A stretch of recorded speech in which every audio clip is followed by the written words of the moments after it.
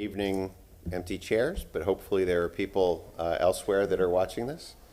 Ladies and gentlemen, attendees and participants, welcome to the October 12th, 2021 meeting of the City of Tampa Variance Review Board. From my left, the members of the board are Una Johnson, Brett Feldman, Dustin Pastor, Aaron Murphy. Sam Decker. Also in attendance this evening, we have from legal, Kamaria Pettis-Mackel and Simone Savino, right? From development coordination, we have Jane Madu, as well as Eileen Rosario, and I guess Eric left, huh? Or is he still around? Eric Cotton. From natural resources, we have natural resources, no? Oh, that's right, because our treat case canceled. And from transportation, we have Jonathan Scott. There are some procedural rules you need to follow. Due to the COVID-19 pandemic, please adhere to safe social distancing as well as set within the room. Please maintain wearing face masks at all time. When your case number and petitioner's name is called, please approach the podium. When you approach the podium, please state your name, address, and if you have been sworn in. The petitioner and their agent will have 10 minutes to make a presentation. All other persons or participants wishing to speak will have 3 minutes, and then the petitioner will have an additional 3 minutes for rebuttal if needed. The time periods, as stated, will be kept by the board. Any information, such as pictures or plans, that have not previously been submitted as part of your petition and you intend to present at this hearing for consideration in support of your petition must be individually presented and accepted by the board. After acceptance by the board, you must submit the item to staff for it to be entered and made part of the permanent record. The board bases its decision on competent and substantial evidence which is presented and which meets the criteria required by the City Code of Ordinances. Please be sure to clearly state your hardship criteria during your presentation. A majority of the board is needed to approve your variance. A variance granted by the board will be only for what is shown on the site plan and will be in compliance with any terms and conditions stated in the approval by the board. All other city codes will need to be met. If the case is approved, your variance will expire 2 years from the date of decision. If the case is continued, it will be continued to either next month's VRB board agenda or to the next available position on an upcoming VRB board agenda. If the case is denied, you may wish to have the Variance Review Board's decision appealed by the City Council. You must file a petition for review of the board's decision within 10 business days of the written decision. You will not be able to pull any permits until after the 10 days review period has passed. Your cooperation in ensuring that this meeting is run smoothly is greatly appreciated. May I have a motion from one of the board members to approve last month's meeting minutes? so moved. Second? second. All right, all those in favor of approval of the meeting minutes, say aye. Aye. Any opposed? Meeting minutes are approved. At this time, I will ask legal staff to please confirm whether there are any ex parte communications or conflicts with any of the board members. Yes, Kamaria Pettis-Mackel from the City Attorney's Office. Will the board members please state whether or not they have any conflicts of interest regarding any of the items that are listed on the agenda? Additionally, and hearing none for the record, additionally, will the board members please state whether or not they've had any conflicts of interest? Did I already say that? Conflicts of interest regarding any of the items that are on the agenda? Hearing none for the record. Thank you so much. Okay. I have been advised of one requested change to the agenda. Our first case it requires an interpreter, as does our last case. Would anyone mind making a motion to bring case VRB 123 up to the second case, or you want it up to the first case? No, Mr. Chair, I'm sorry. The second case is not here yet. Oh. So I'd ask staff on the second floor to send the second case as soon as it comes, and we could just amend the agenda as it approaches? Yes. Okay, that's so fine. We We'll can wait. just take care of the first. Oh, they're on their way up now. Oh, okay. So would you like to do that motion now then? Yes. Okay, well, let's go ahead. If anyone could make a motion to move case 123 up to the second case so that we can have our two interpreter cases together. I'd like to move that we move case VRB 21-123 to case number 2 on the agenda for the purposes of utilizing interpreter on the first 2 cases. Okay, is there a second? Second. Thank you. All right, all those in favor of moving case 123, say aye. Any opposed? All right. Case is moved up in the agenda. Okay, swearing in? Yes.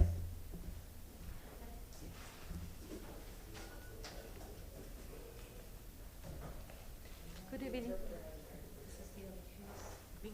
I didn't hear what she said. The interpreter isn't here yet? She's right there. Oh, is she? Okay. No. I'm the interpreter. Good evening, everybody. Good evening, good to see you. Thank you. Okay, all right, And swear away. this is the lady for the case. And anyone else in the next case that's there for the interpreter, they need to also get sworn in. Yeah, members of the audience, if there's a chance that you're going to speak this evening, please stand up and be sworn now.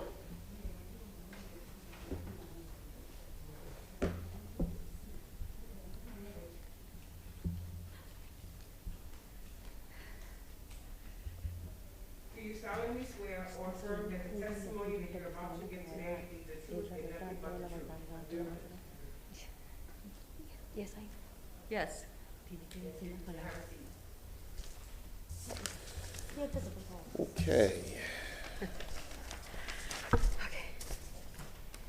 Tiene que hablar acá. Usted se para acá y yo me paro acá.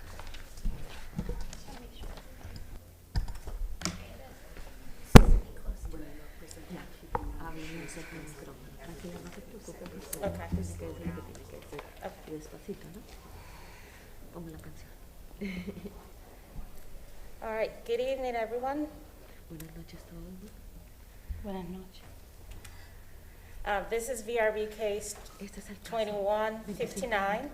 The property owner is Dianese Montano, and the address is 3305 West Abdella Street. Yes. The request is to reduce the principal structural yard setback from 20 feet to 10 feet. And she does have an amended request. Previously, there was an accessory structure on the property, but that has been removed, so that request for the accessory structure goes away.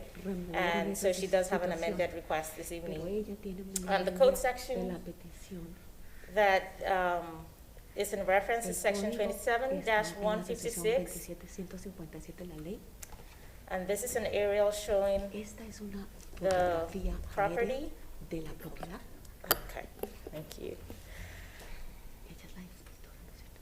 This is the front of the Esta es la- el structure, frente de the la house in propiedad question, que tiene la petición.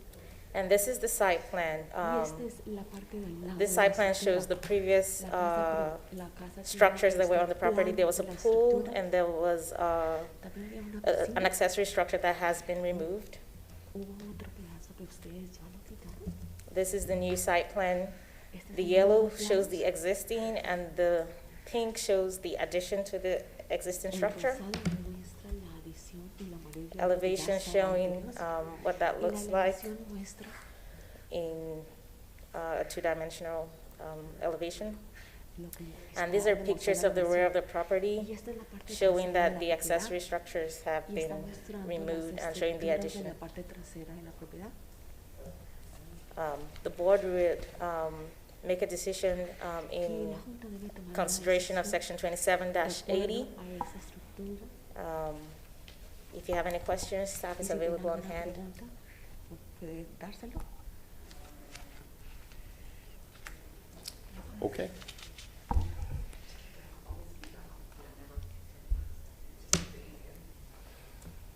All right, would the petitioner please state her name, her address, and confirm that she's been sworn, and then she has 10 minutes to make a presentation. Por favor, diga su nombre completo, su dirección, y usted tiene 10 minutos para demostrar su caso. Su señoría, me llamo Dianese Mons Montano, My name is Dianese Maurice Montano, 3305 West Agdella Street, Tampa, Florida, 33607.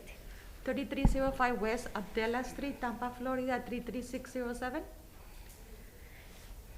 And she has been sworn? ¿Y usted ya ha sido juramentada? Sí. Yes. Yes, of course. Terrific. 10 minutes, go ahead. Tiene 10 minutos. En el momento que hice la construcción, la edición, la hice porque mi hijo estaba accidentado. Lo traje, bueno, los puse a vivir conmigo. En ese momento todo era mío, para que no se me fuera de la casa, para vivir con él, para tenerlo conmigo.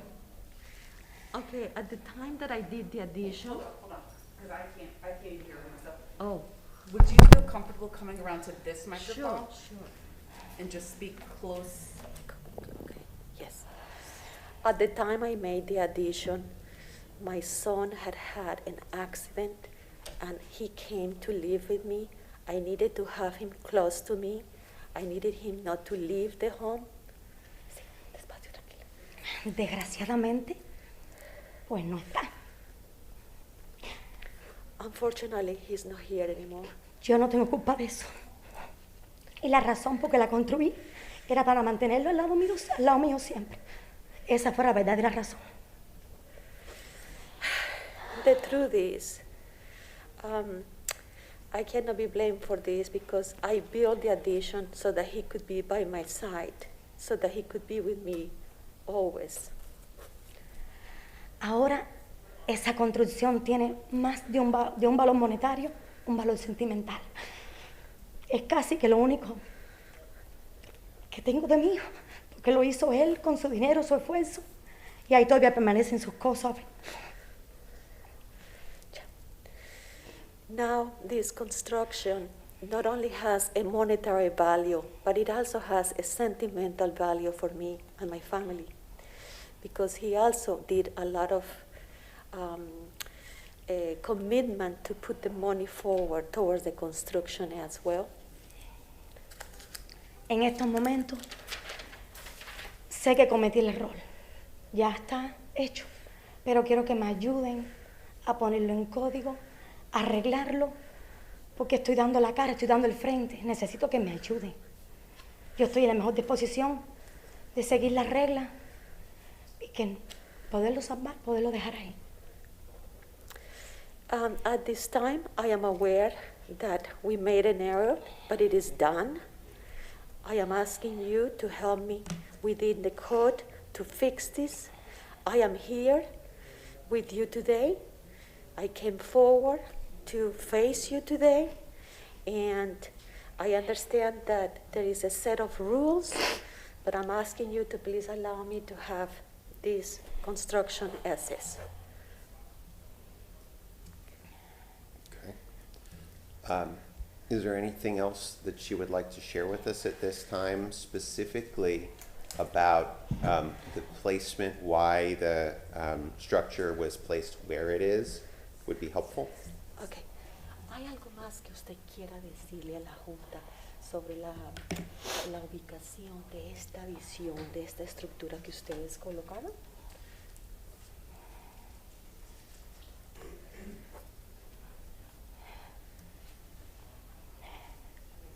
Nada, verdaderamente quiero que se pongan un momento en mi lugar. Todos aquí tienen hijos de un modo u otro, todos cometemos errores, pero que me ayuden realmente es lo único que quiero. Y yo sé que si lo aprueban, tengo que seguir códigos, leyes, todo, tengo que pasar un proceso hasta que lo legalice, del comienzo hasta el final. Yo estoy de acuerdo a hacerlo, estoy aquí para eso. Okay, well, really nothing. In this time, at this time, all of us have children, and we commit errors, we make errors, and I'm here to ask you to help me. I understand that there are codes and laws, and I'm here because the process that it is here in front of us has to be legalized, and I'm here from beginning to end. Yeah. So let's focus this way. It's okay. We understand mistakes happen. We understand sometimes things get built before permission. is given. And the way go ahead. You can keep talking and Okay. I'll do it simultaneously. The way the board typically looks at these types of cases is we examine it as if it were Vamos a examinarlo requested now, como si estuviéramos peticionándolo ahoritica, antes de que ustedes and so we try and evaluate if it were to be built now, Si vamos a construir would we ahoritica, approve it? Si vamos a construir ahoritica, ¿nosotros lo aprobaríamos? So what we would say is, don't worry about what's already built, don't worry about, oh, I made a mistake, it's okay. Let's focus on why it's where it is, so that we can understand if we can approve it. Esa construcción. Y If I may interject, cómo se Mr. Chairman? puede esto. I Yes, just ma'am. wanted to, Jane Madu for Development Coordination. I just wanted to make sure that I mentioned that there is a pending code violation on this particular property, and that is why she's here for the variance in order to get that. Yeah, I assumed as much, but thank you. Una variancia en el código y esa infracción del código también está pendiente y es la razón por la que usted está presente aquí hoy. Sí, yo sé. Yes, I know that. Okay, so let's talk about the size of the property. Let's talk about where it's placed. If you can give us some more information about ¿Dónde that, está ubicado? that would be very helpful. Y eso sería muy importante saberlo.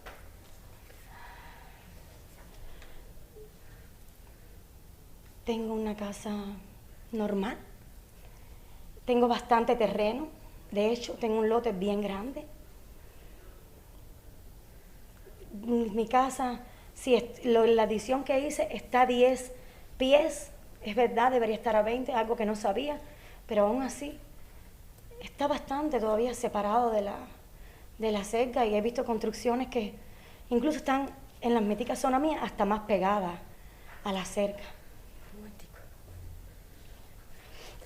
Well, I have a normal home. I have a large lot. And I know that the addition that we have right now is 10 feet from the line, and it should be about 20, but it is actually removed away from the fence. And I see other properties, and other properties have their additions very close to the fence. Mira, en esta foto In this picture, ves la parte de atrás del agrego que hice, ¿ves? Ahí se Because- muestra que quizás no está bien por el código, pero está bastante separado de la cerca, tiene bastante espacio. as you see in the picture, this is the rear part of the addition, and as you see, it's separated, and it has a very good distance between the addition and the fencing.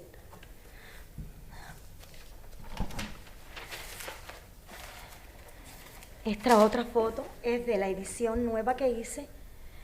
¿Ves? Se comunica, tiene una puerta que se comunica para la casa. This next picture is part of the addition that I made, and as you see, there is a door that connects to the house.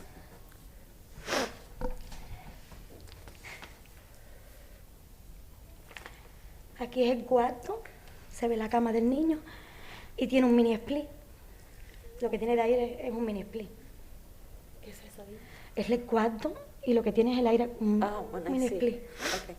So here is the bedroom of my son, and what we have here is a AC system that is attached to the wall.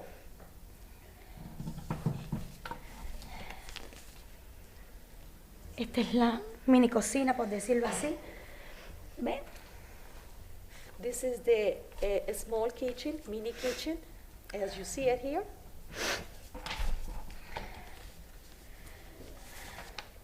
Esta foto es de mi parte para el departamento, ¿ve? Para la edición, pero es de mi casa, para la edición. This picture shows my part, the part of my home, and that's how it goes towards the addition. Y aquí esta la repetí para que vieran como, tú sabes, más el espacio de la edición. And this one is a repeat picture, but I'm showing it to you. ¿Para ti? Para que vieran, ¿sabes? Más claro la parte de la extensión con la parte del terreno atrás So de that los you- 10 pies. So you can clearly see the back of it with the 10 feet that separates the addition. Que yo sé que quizás no son los 20 pies, pero no sé, hay bastante todavía espacio ahí. I know that it's not the 20 feet, but there's a lot of space in that area. Okay, let's do this. If she's complete with her presentation, if that completes her presentation, ¿Esto completa su presentación, señora? Sí, okay. Yes. Why don't we see if there's anyone in the audience who wants to speak, and then we'll open it up to questions, and then maybe that'll help us understand it a little bit more, okay? Entonces lo que vamos a hacer es abrir la conversación a la audiencia, a ver si alguien tiene alguna pregunta o algo más que agregar, y nosotros regresamos para hacerle otras preguntas a usted. sí, señoría. Okay. Yes, Your Honor. So, is there anyone in the audience who would like to speak on this petition? It looks like nobody. All right, so let's open it up for any board questions that we might have. Does anyone want to start? Vamos a abrirlo Mr. para la Pastor. Junta, a ver si la Junta tiene alguna pregunta específica para la señora. What was the size of the house before the addition? ¿Cuál es el tamaño de la casa antes de que ustedes hicieron la adición? No sé exactamente. I don't know exactly.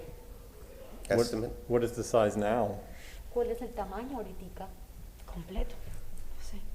The full size now? Sure, Seguro. No sé. I don't know. okay. En la foto de los planos tiene que ver eso.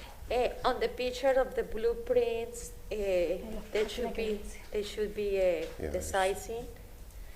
Okay. What year was the house built? ¿En qué año fue la casa edificada? En el 2019. 2019. The original house? Sí. ¿La casa originalmente? No, la edición nueva. No, the addition. Right, so when was the original house built? La casa originalmente, no la adición. ¿Cuándo fue qué? Edificada, ¿cuándo se construcción? ¿Qué edad tiene? El 49. 49. 49. Okay. It looks like the original square footage is 500. 24 by 17. 24.9. And then- Kamaria Pettis-Mackel from the City Attorney's Office. Can the applicant verify that This is the whole thing. can the applicant verify that the addition was made because of her This is- son? The addition Was needed? was made or needed because of her son, and if her son is now deceased? La abogada le está preguntando que si la adición que ustedes hicieron y construyeron fue por la razón que su hijo lo necesitaba. Sí, ¿Y por qué? Y porque su hijo ahora ya está fallecido. Ahora contéstele la pregunta, pero hable por acá. Sí, cuando la hice, mi hijo había tenido anteriormente un accidente, quedó con hierro en las partes del cuerpo y mi casa sube con escalera. Entonces, y para que no se me fuera a un edificio lejos de mi casa, lo hice para mi hijo. Yes, we built the addition for my son and because of my son and because of the situation of my son that became handicapped. And we didn't have steps in the house, we had steps on the house. And it was made for that reason and I didn't want him to leave. Okay. So, He's now deceased, he has right, passed away. okay. Any other questions?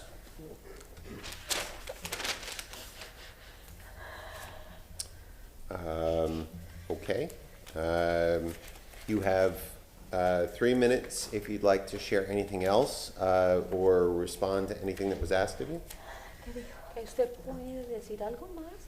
¿Usted puede responder alguna cosa que se le ha preguntado aquí? Sí, yo respondo a que me pregunten, claro. Yeah, I will answer anything else that you have for me. Okay. All right, well then, with that, we'll close the public hearing and open it up for discussion or a motion. Se cierra la audiencia pública y se hablamos en la junta para tomar el voto.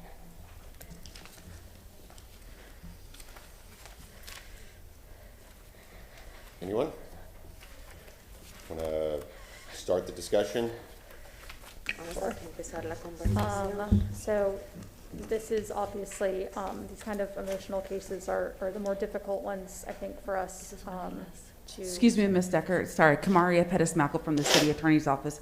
If the board members will just keep in mind that an interpreter is here and that we need to speak louder and slower Right. for her to translate. Because I have to translate her. Right. So these kind of cases are always really difficult for me. In this case, you know, I've gone through the 5 hardship criteria, and I'm having a hard time identifying one of the factors that outweighs that this was, you know, a result of the action of the applicant. Mr. Feldman, I think you made a really good point that, you know, our job is to determine whether this would have been approved prior to its construction. In this case, I'm not sure that we would have approved it, but I am open to, yeah, I'm interested in what the rest of the board thinks. Y quisiera saber qué quiere decir el resto de la junta.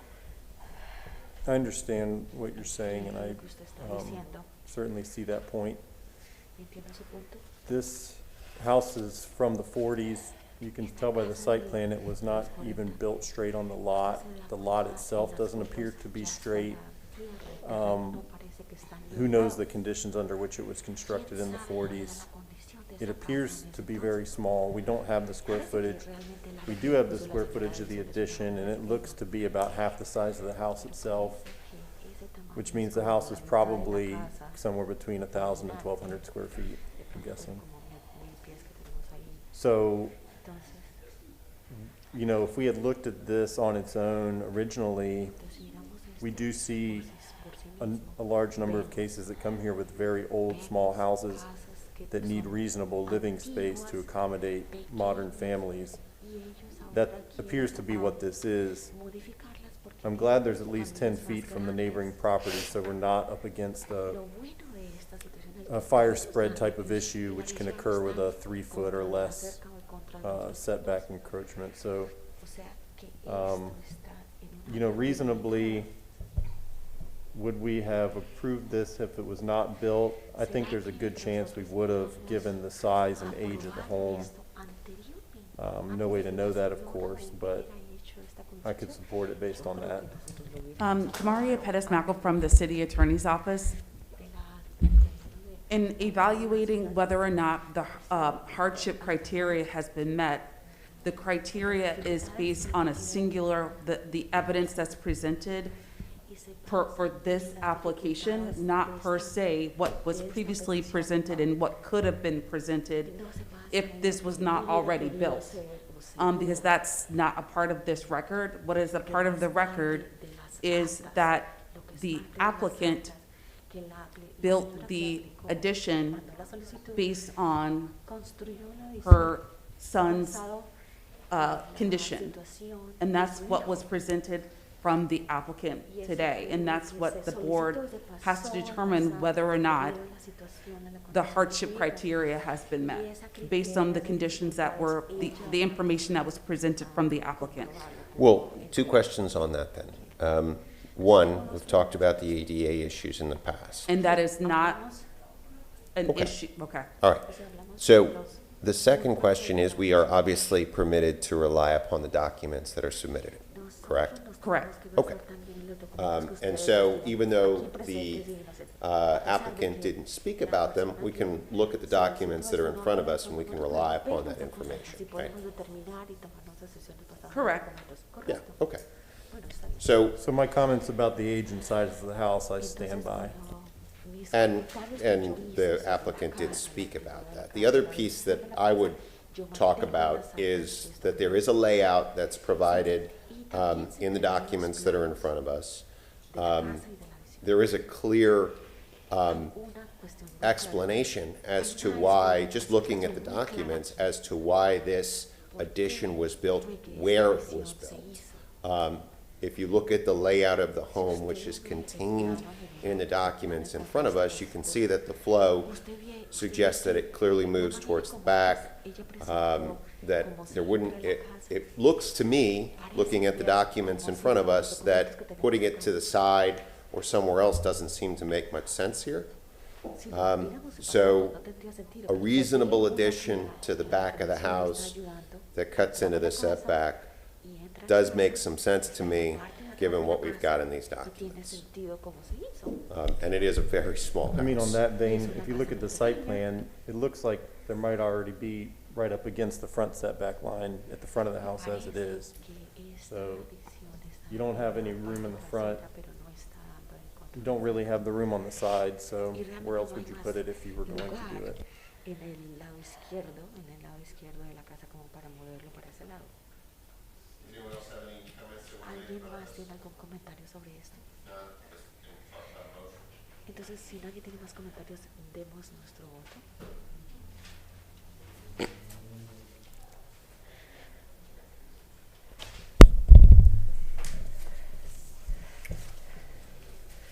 I move that variance request for case VRB 2159 for property located at 3305 West Abdella Street be granted as depicted on the site plan and presented at the public hearing for reduction in the rear yard from 20 feet to 10 feet, with encroachment of eaves and gutters based upon the applicant presenting competent substantial evidence in the record. And at this public hearing, under necessary hardship or practical difficulty when considering the 5 hardship criteria set forth in section 2780 of the city code. Specifically that this is a 1940s home, small by today's standards. They needed an addition to accommodate modern family needs, and that other homes in the neighborhood, according to the testimony we heard, have similar encroachments on the rear yard. I'll second with one amendment that we just also note that the 10-foot setback, appears to not substantially interfere with the health, safety, and welfare of neighboring properties. I'm sorry, I could not hear that. Could you Oh, repeat that? So I said I would second the amendment, the motion, if we can amend it to identify the fact that there's a gap between the rear of this house and the adjacent properties. I'm good with that. Okay, so we have a motion and a second. All those in favor, say aye. Aye. All those opposed? All right, motion passes. It's approved. Thank you. Gracias. Have a good evening.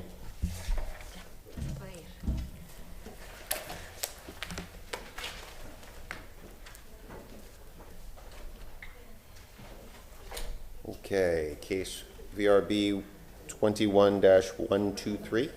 Yes, sir. Go to the back.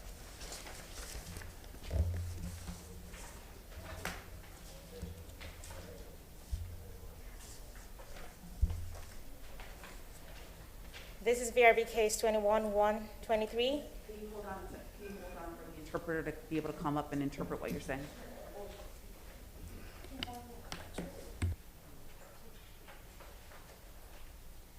The applicant is unable to be here today due to work constraints, so he has his father as an agent for him today.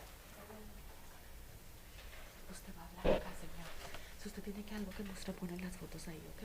Y habla despacio, ¿ok? Thank you for your patience. And when the applicant is ready to get started, just make sure he states his name, his address, and confirms that he's been sworn. El papel que me entregaron acá, con la dirección. ¿Esta es su dirección? Sí. Bueno, entonces, el señor le está preguntando que por favor diga, yo le voy a coger esto, que diga su nombre y su dirección. Buenas noches con todos, en primer lugar. Good evening, everybody. Que mi dirección es 1712 Su nombre primero. Mi nombre es Rafael Guayanay Carlos. Vengo en representación de mi hijo Carlos Guayanay Orozco. Aquí tengo una carta de poder que me ha enviado, legalizado, para representarlo porque él está trabajando lejos y no ha podido venir hoy día a la presentación de acá. Entonces, la dirección de la casa donde yo vivo, donde él está presentando el recurso, es la 1712 West Diane Street, Tampa, Florida, 33604. Momentico, para ahí. Good evening, everybody. My name is Rafael Guyanay.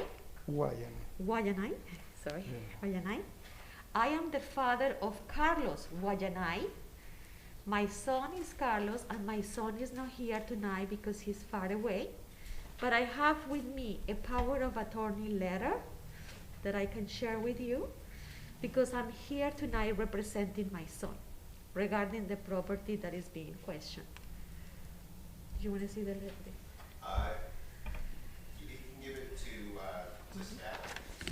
We can give that to the staff, that would be fine.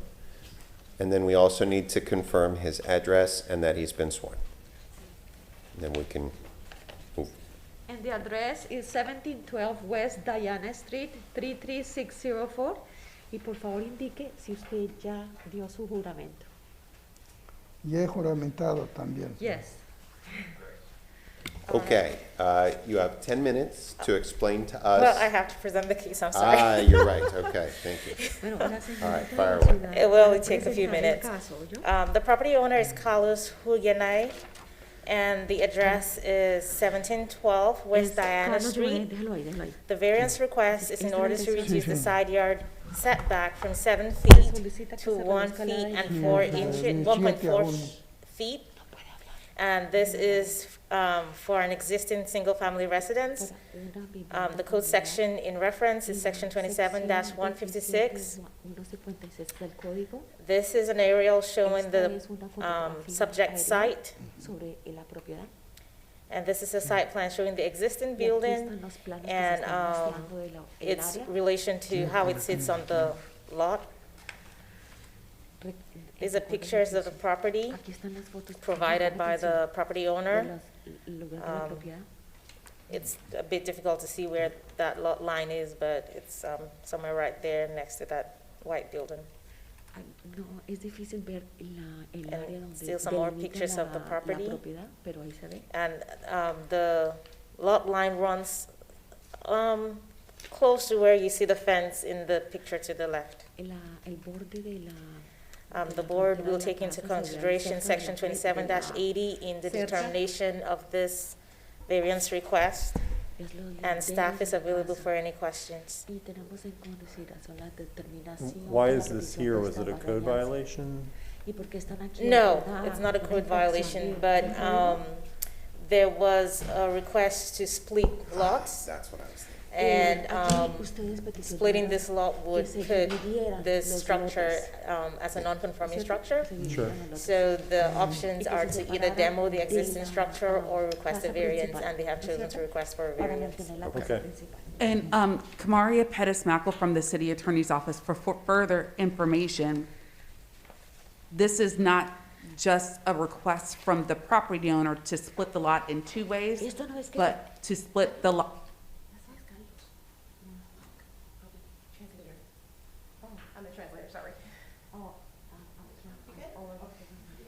This is not to split the lot two ways, but to split the lot three ways. Esto no es para This dividir is, el he's lote not en dos, been- pero en received tres, formal en tres partes. permission to split the lots. He's Él no ha here recibido- to no see hable, por favor. if the board Estoy will interpretando. approve the Y él reduction no in the ha setbacks recibido um, permiso para hacer la as división en tres presented. lotes.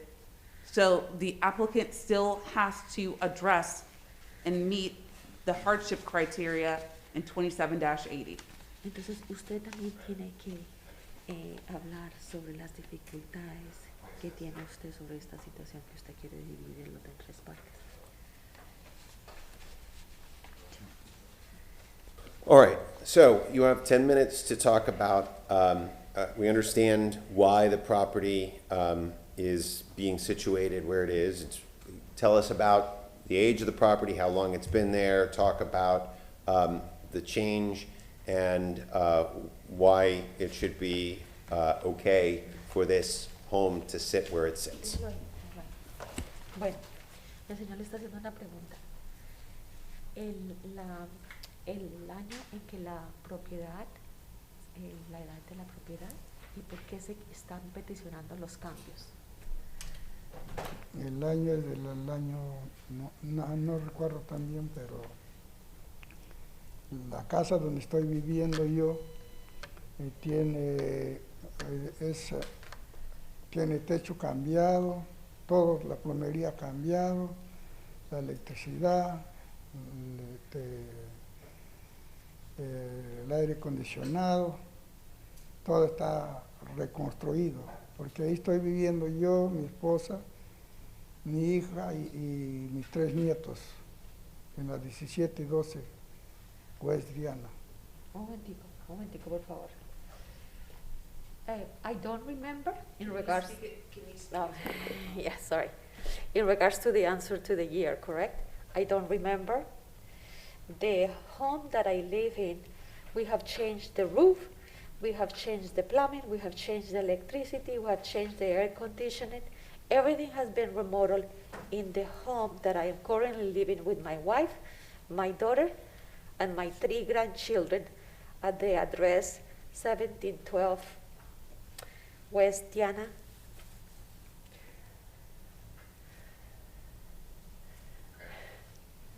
Do you have anything else you want to tell us about the placement of the home on the property? Anything along those lines, or is that all you want to say? Bueno, ¿usted tiene algo más que decir sobre la ubicación de esta nueva casa en la propiedad o no tiene nada más que decir? Sí,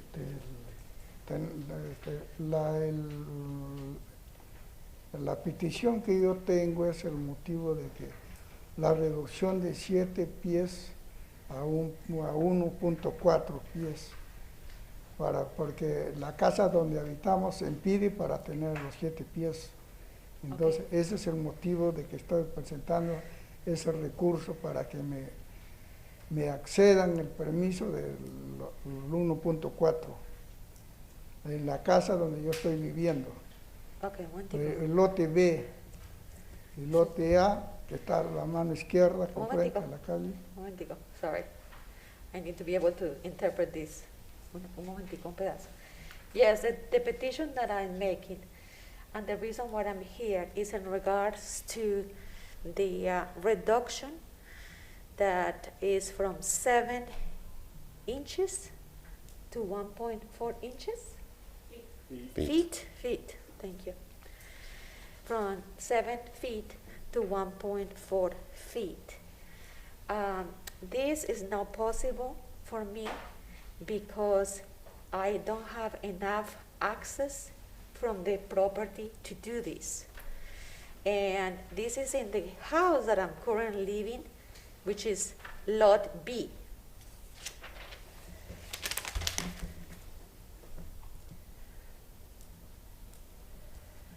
¿Quiere continuar? Continuo. Continuo de que aquí le tengo el croquis de cada lote. Este es el lote número 1, o sea, la A.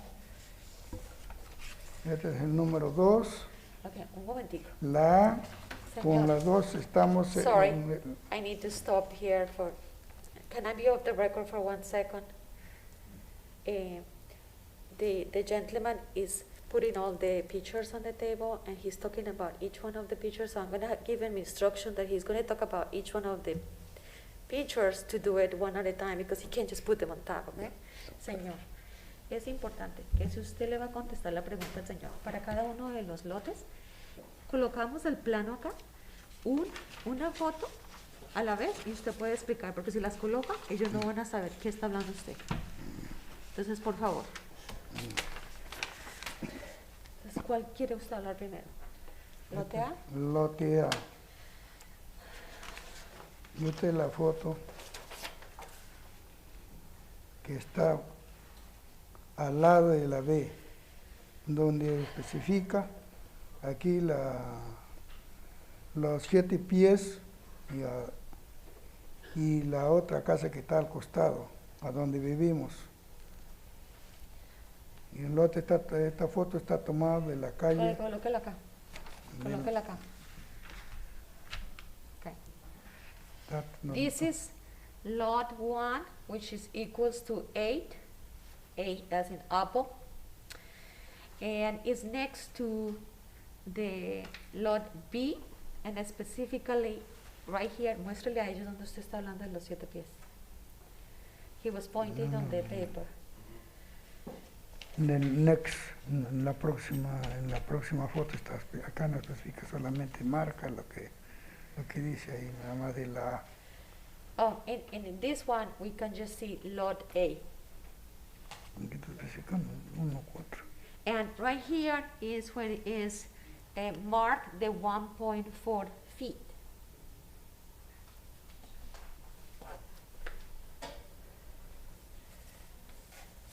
¿Quiere hablar de eso?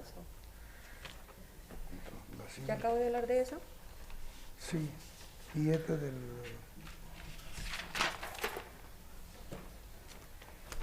este es el lote B, And this is lot B o la 2. or number 2. Aquí especifica de la reducción. Here is the De 1 a 4, specification regarding the reduction. ¿Qué dijo usted, perdón? De 7 a 1.4, From 7 to 1.4. porque la casa está construida aquí. a Because donde the house vivimos, is y built entonces there.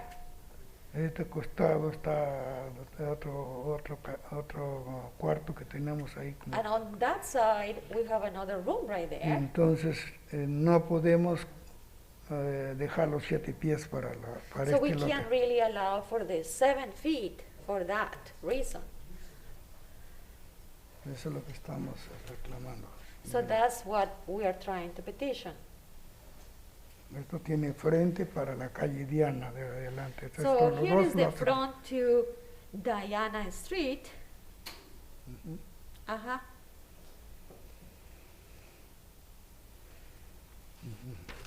Next. Y este es el lote de la parte de atrás.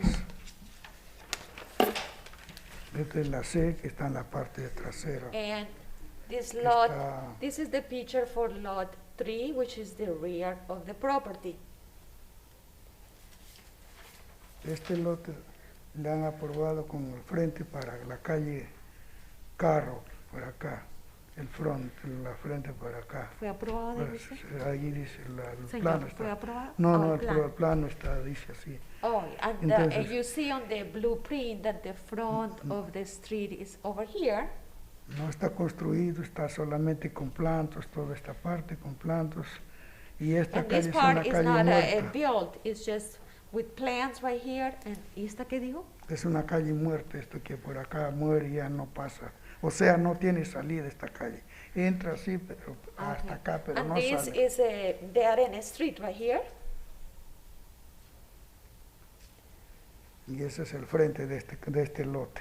And that's the front side of this lot where he was pointing.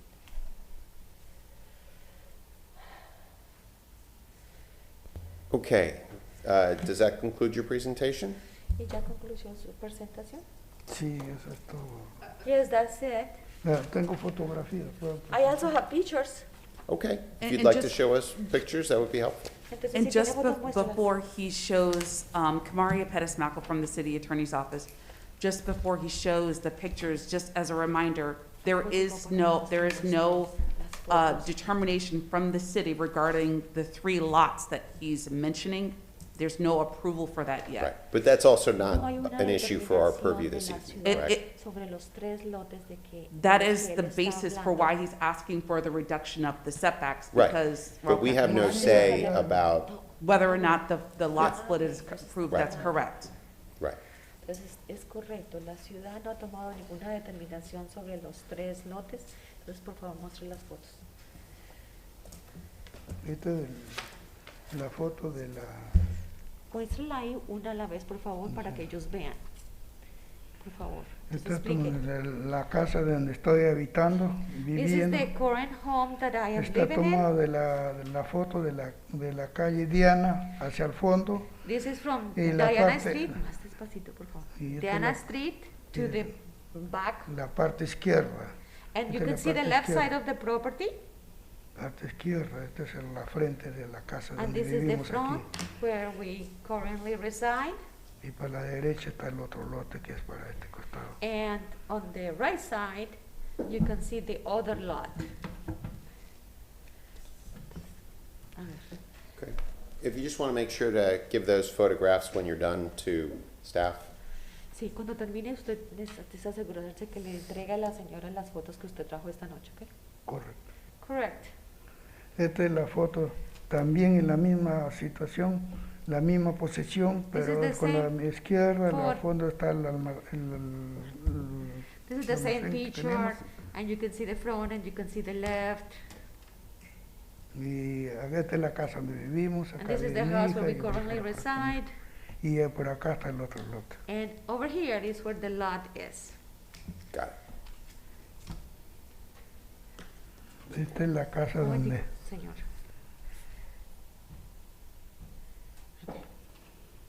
la misma casa, The same con el house. entender de que esta parte de aquí es el que estamos reclamando, And this is the observando, side where we are making the request 1.4 de from pies. 1.3 Entonces, ¿por qué? to Pues la casa 7. está aquí y no se puede mover. Entonces, And then ese es the house is el here, so we motivo can que move estamos it. viniendo a And this is the solicitar. reason why I'm here. All right, so your time is almost up. Su tiempo ya casi se acaba. Okay. Okay. La misma también con la misma característica, con la misma forma, y The same house with the same el characteristics. patio que tiene. With the patio, the backyard that we see.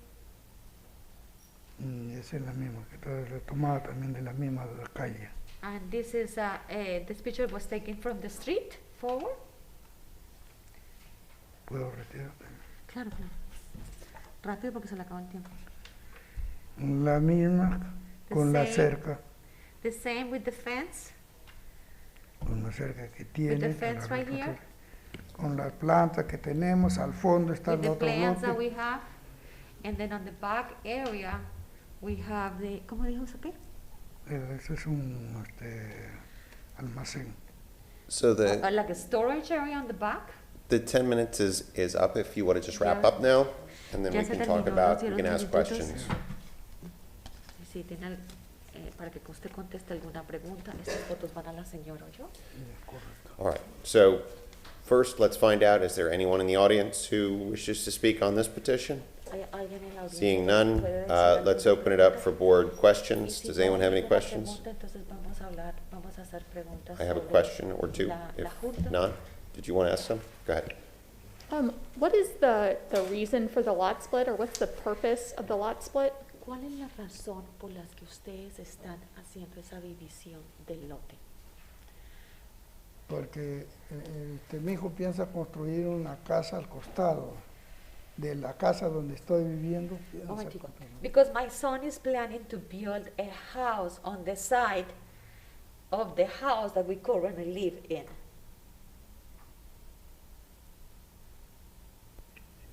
And the back? Y la parte de atrás. Eso no, porque no le vamos a construir, porque está con plantas y la calle para allá no tiene acceso. No, because the back of the lot has plants and that street is a dead end street. But you're splitting the property into 3 lots? Pero ustedes están haciendo la diversión del terreno en 3 áreas. What is the Tres lotes third menos lot? le Yeah, han 3 fraccionado, lots. Porque la han ido a medir, la han ido a cubicar y lo han dividido así entre lotes. Por eso tenemos la foto, ¿Cómo dijo usted? los planos. Pero la pregunta de la señora es ¿por qué hacen la división de los 3 lotes? ¿Por qué? Para saber cuántos lotes tenemos ahí, porque nosotros no sabíamos. Because we wanted to know what were the lots that we had inside the big area, Okay. Thank you. because we didn't know that. A nosotros nos vendieron. ¿Cómo dijo? a nosotros nos vendieron así nomás la casa, no nos hicieron cuántos lotes, nada más. They sold us the property like that, so we didn't know how many lots we had inside the entire parcel. Let me take a stab. From what I can interpret, this used to be 3 lots oriented this way, Había and now they want to have tres 2 lots lotes, oriented this way. y ahora tenemos Is that right? dos lotes que están uno don't know al lado de otro. Yes, the, Kamaria Pettis-Mackle from the city attorney's office, Parece que as no previously están stated, they're la- asking to el split the lado de la lot ciudad. 3 ways, not 2 ways, 3 ways. Ustedes están But I wanna pidiendo see que where. se divida el terreno en 3 partes, no en 2 partes. Let's do this. If you could put back the site plan, could you put up the site plan on the overhead, please? Which one would you like? sir? Let's One, start two, with the three? one that shows the house that currently exists. Okay, great. Bueno, vamos a poner el primer There's, plano, so el uno. if you could point to the house that currently exists, would you point to that, please? Could you say that again, I'm sorry? Okay, well, look, what lot, what are you calling the lot that the house currently sits on? Lot A, lot B? What are you calling that? I'm sorry, sir, can you say that again? There's a lot where a house is currently on the lot. La vivienda donde la casa está actualmente ubicada. That's parcel B, okay? Parcel A is the lot, the empty lot next door to it, is that correct? Sorry, The one that's right in front of us. sorry, he started talking when you were talking. Okay. And I asked him not to talk over somebody else. My apologies, No go ahead. no hable cuando el señor está hablando, porque si usted habla yo no puedo Sorry, interpretar, no puedo poner atención a las dos partes. One person at a time. Sorry, go ahead, sir, again. Okay, I just want to know, can you show us where lot A is, lot B is, and lot C is? ¿Usted nos puede mostrar dónde está el lote A, B y C? Sí, ahí está. Yes, Just, right here. great, point to them and say the letters. Señale, señale. Este es el lote A1. A and 1. Okay, got it. B?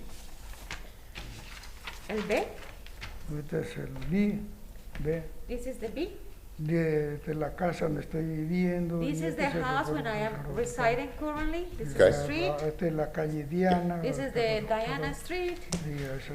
Y esta es la calle Bueno, Carro. sí, un momentico. Y el número 3. Y este es el número 3 que está en la parte trasera, para atrás Okay. de las dos casas. And this is lot 3, the rear of the property. Con frente para acá, para la calle. Does that And the run, front of it is on that side of that street that is a dead end street. okay, so that runs along the bottom of both parcels, A and B, right? O sea que esta está en la parte baja Both. del lote 1, 2, A y B. Mm-hmm. Y esta es de, ajá, Exacto. okay, exactly. all right. So they're turning 4 lots into 3 lots. No. That's the proposal. It's one platted lot as it is right now. Right, But- but lot 22, 23, 24, 25 getting diced into 3 lots. Entonces el terreno lo están tratando de dividir Yes. dentro de 3 lotes, ¿correcto? I mean, 25. Yeah, because it is these 3, right, you're right. Although that 25 might be, That's lot C. yeah, That's my point. yeah, okay. All right, does that, all right, I have just a couple questions. You have some questions? All right, fire away. Dos Maybe preguntas you'll para usted. get to them Deje que before I haga do. la pregunta y usted le contesta, no hablen I've sobre got eso. 2 questions and concerns. Tengo dos With preguntas the, y una relating to the preocupación. survey you're showing us and the side setback, I don't see anywhere that shows the eave on the survey. Looking at your photos, there's an eave that exists outside the building that looks about a foot and plus minus. If it's more than that, it could essentially be sitting on the property line. In addition to that, the way this is written, reducing the west side setback. Está Oh, sorry. el lindero de la propiedad, entonces yo tengo una preocupación para eso. Ready? In addition to that, the way this Además de is eso, drafted, it's requesting the manera west como side se setback presentó to be eso removed from 7 sobre feet to la 1.4 feet. delimitación de la propiedad. The existing west property line Actualmente, is on the other side of the el garage. está The al line otro that you lado guys are del referring to does not El exist as a lindero property line no on the property. existe como lindero de la propiedad So, que I don't even believe that the request Creo que la petición is que about están the haciendo line in question. es sobre el lindero que tenemos aquí. Yeah, how do we act on petición. this?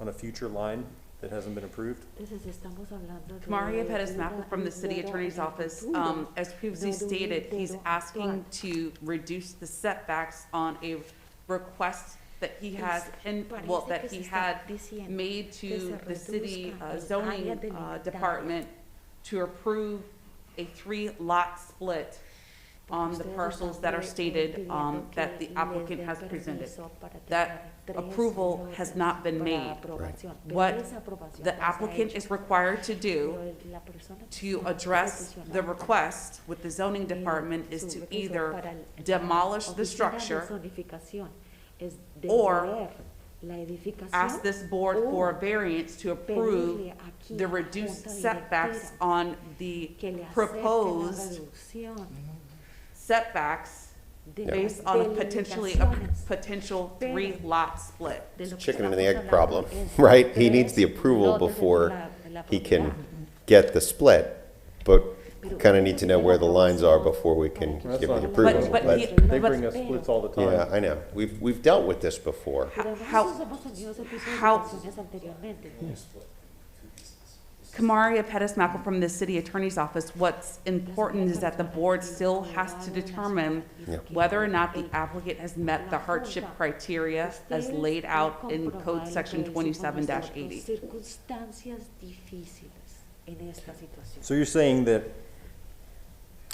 we can actually take a vote on a proposed property line? Que vamos a tomar un voto If sobre this una board propuesta determines that the applicant has met the hardship criteria that's laid out in 2780, you are approving a reduced setback as requested from the ustedes están applicant. aprobando Yeah, lo que but se the llama west un área setback delimitada would be en from la the parte west side of oeste Lot A. y la parte because Lot B does not del lado exist. oeste, porque realmente el lote A You- no existe. The applicant is asking to approve La certain persona que setbacks, está and that's what you're here peticionando for. está That's not an peticionando answer. aquí If we áreas say delimitadas. that we approve a reduction Si from 7 feet to decimos 1.4 of the west aprobamos la setback, reducción del área limitada, that doesn't match this site plan that's being proposed to pero us, because no this site plan doesn't coordina exist. con los Because these planos lot que lines se don't exist están yet. entregados aquí, porque esos lotes So what are we todavía voting no on? existen.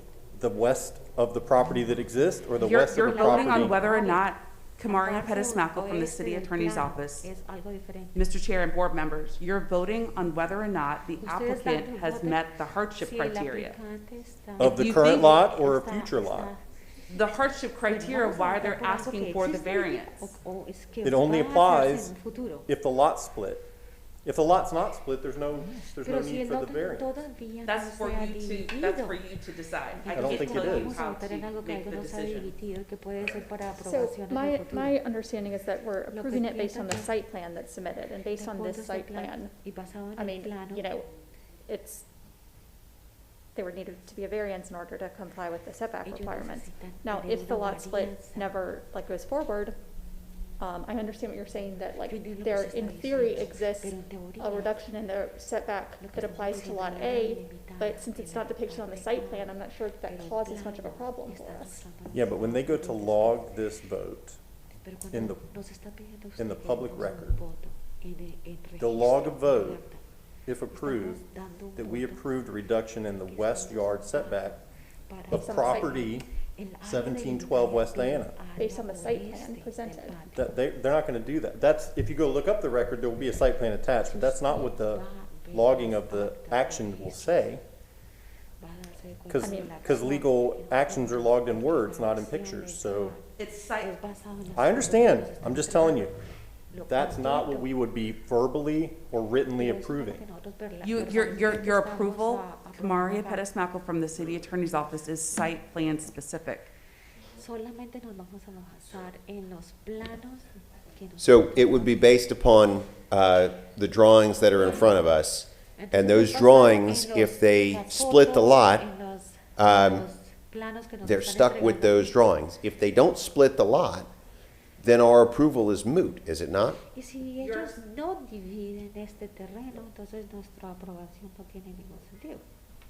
if you're approving a setback reduction based upon the applicant meeting the hardship criteria, and if you approve it, you're approving the reduction in the setback as requested. From the drawings that are in front of us. Correct. Basado en los, Okay. en los Does that answer your question? I don't think it would hold up in court, but if that's what we're being told to do, we can certainly do it, I'm and they can not- fight it out later. Okay. And again, Kamaria Pettis-Mackle from the City Attorney's Office. I'm not asking this board to make any vote in particular. I'm asking the board to make a decision based on whether or not the board believes the applicant has met the hardship criteria as established in 2780. Let me, if it's okay, let me ask a couple of questions of the applicant that I think, in my mind at least, bear upon the questions. Entonces yo quisiera hacerle una pregunta al señor sobre la I'll let her situación. catch up. All right, you ready? Yes, sir. Okay. Le voy a hacer una pregunta. Can you talk about the density of the other properties around you? I see on a map that there is, it looks like a property just to the north that looks fairly clustered. Are those mobile homes? What is that property just to the north? Bueno, yo quisiera que usted hablara sobre la densidad del área, o sea, las propiedades al norte de la suya. Parece que hay un grupo de propiedades. ¿Qué tipo de propiedades están ubicadas al norte de su propiedad? ¿Son carro-casas o qué tipo de propiedades al norte? En la parte norte está la calle y las casas móviles que están por la parte ¿Nobel? casas móviles. Oh, okay. Home On the north side of that, of our property, towards that north side street, there are mobile homes. Mobile home park, okay. And the property, so you're proposing a lot split. The property that would be the neighboring property, right? If the lot is split, that's currently vacant, but your son is gonna build a home there? Bueno, entonces vamos a hablar sobre, ustedes están peticionando que se divida ese lote, ¿no es cierto? O sea, el lote que está vecino a la ubicación de su casa en la actualidad y que en la actualidad no hay nada, está vacante, ¿no es cierto? Ajá. Okay, all right, and he hasn't made any requests. He needs to get the lot split before he can build that property, is that correct? Bueno, entonces lo que significa es que él necesita que se haga Before he la can build that división home, I de should ese say. terreno antes de que él pueda edificar, ¿correcto? Correct. Okay, all right. That's all I had. Does anyone else have any questions? ¿Alguien tiene otra No? pregunta? Okay. ¿Nadie tiene una pregunta? Bueno. Go ahead. Just a point of clarification, we keep talking about a site plan. I see Y hay un 3 plano aquí, boundary surveys y vemos that aquí are not tres boundary surveys planos because they're proposed. que se han It would have been nice propuesto. to have some sort of site plan that showed a conglomerate of all 3 lots, so we Hemos could debido speak tener un intellectually plano about what lot line is being mostrando los defined. las tres áreas, y eso quiero dejarlo en las actas para clarificación. Muy bien. Bueno, You have 3 minutes if you'd like to explain anything, address anything that was asked of you, or provide any additional information. bueno, le vamos a dar a usted 3 minutos, si es que usted quiere decir algo más o usted quiere clarificar algo más, si no, pues ya concluimos. así. Quiero saber si Habla más duro, ¿qué? quiero saber si se confirma la reducción de los pies de los 7 a 1.4 Ellos le van a decir. para hacer la construcción respectiva del lote A. I just want to know if you're going to approve the reduction of the lot construction from the 7 feet, because we would like to see if we can do the construction. Understood. We would like to know that too. We haven't Y figured that out nosotros yet. necesitamos saberlo todo eso, pero no lo hemos todavía decidido. Okay. Okay. Anything else you'd like to say, or Vamos. we're good? O ya. Entonces, ¿qué algo más necesita para presentar algún Do you need inconveniente? something else that I ¿O need todo to está present, perfecto? or is everything perfect? No, no. We've asked our questions. You've answered them. No, ya no tenemos más que preguntarle ni decir. Okay. With that, I will close the public hearing and open it up for board discussion or motion. Y vamos a hacer un diálogo. Anyone want to start? para dar nuestro Should I voto. start the discussion? No tiene nada más que decir. Look, to me, it looks like there are plenty of dense properties around here, Parece- and that la discusión. to the extent that they are creating another lot, and that lot may be sold, may be kept in their family, maybe they build something there. If they end up selling those lots, whoever takes possession of them is gonna take possession with that home as it sits 1 foot from the property Y line. lo que pasa es esto. And so they're gonna know about it when they take that Solamente tiene possession. como un pie. Si So, ustedes deciden vender eso, después la persona we've que seen these compra lot esa splits solamente before. tiene un Personally, I don't have a pie problem with it. entre el lote y la propiedad existente ahí. Do you have a problem with the potential that the eave of the home is up to the property or over the property line? That is gonna have to be dealt with at permitting, right? So we grant it up to there, and if there's a problem with that, they'll tell them Puede to tear it que ellos off. construyan eso y también lo renten, por ejemplo. But this is clearly a self-imposed hardship. See, we talked about that before, and that's a question you can ask legal, because the splitting of the lots, as I understand it, is not something that we should consider a self-created hardship. If it is, then any lot split of this kind of character would just not be permitted. But then the 1.4 wouldn't exist. I So- understand that. I didn't hear the conversation between. Shall we or can we consider the splitting of the lots to be a self-created hardship? Kamaria Pettis Malco from the legal department, Entonces, from the tenemos city que attorney's decir office. que So se deberá o se puede, dar the una reason why he's asking for this variance is because he wants to keep, the applicant wants to keep the house where it is. Yeah.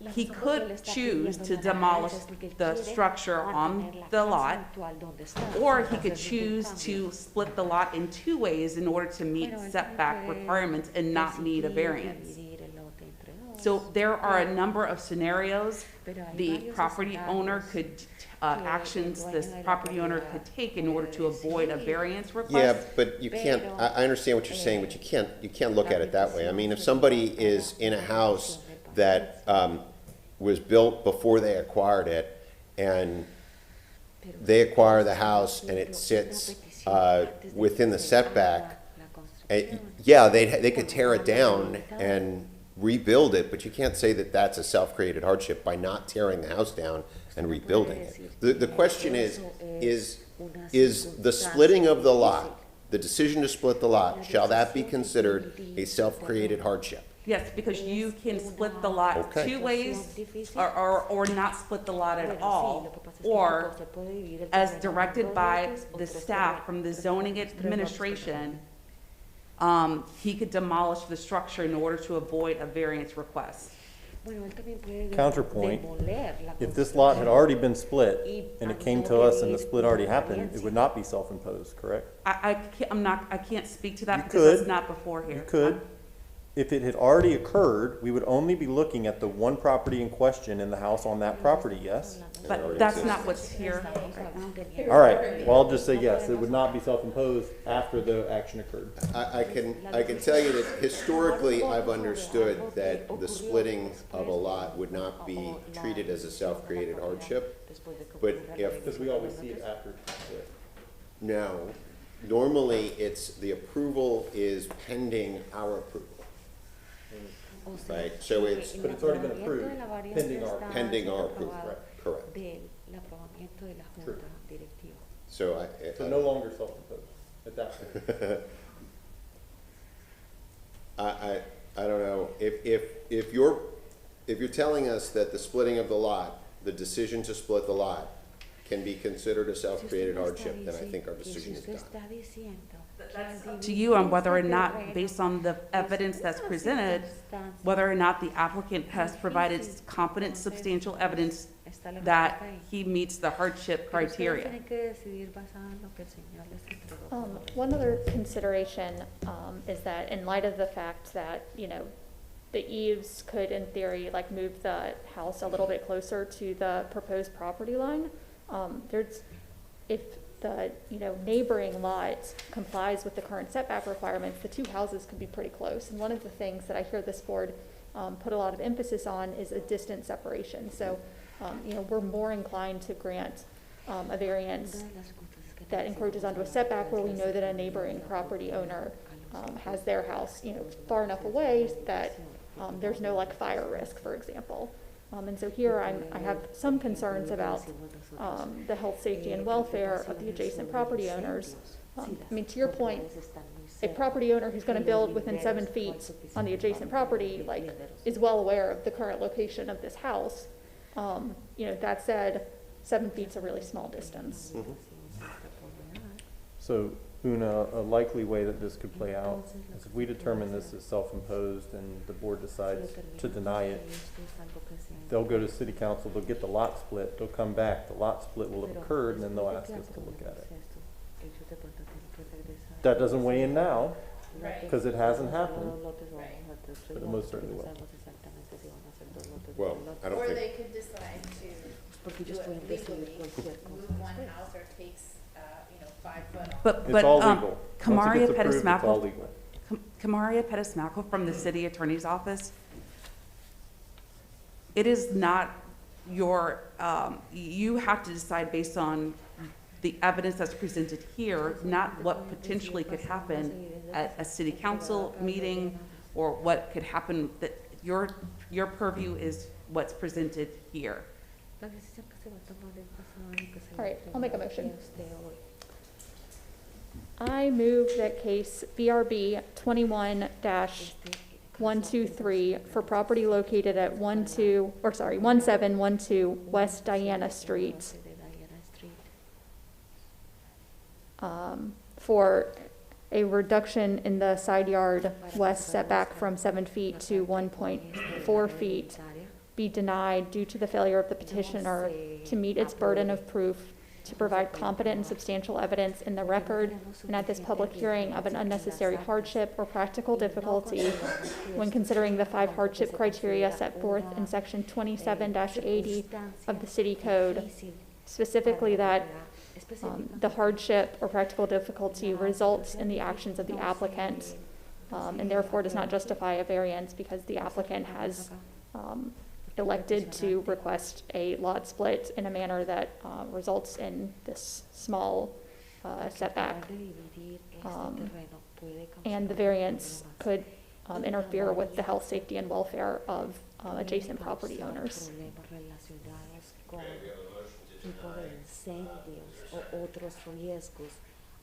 Second. Cercanas o si ellos edifican. No se aprueba esta petición. La petición se deniega. Can we have a 5-minute recess, Mr. Chair? Sure. Oh, yeah. Also, we need the name of the interpreter, please. Yes, Olga Ott, OLGA, OTT, Okay, thank you. Olga Ott. OLGA-OTT. Well, I may have it, Yeah.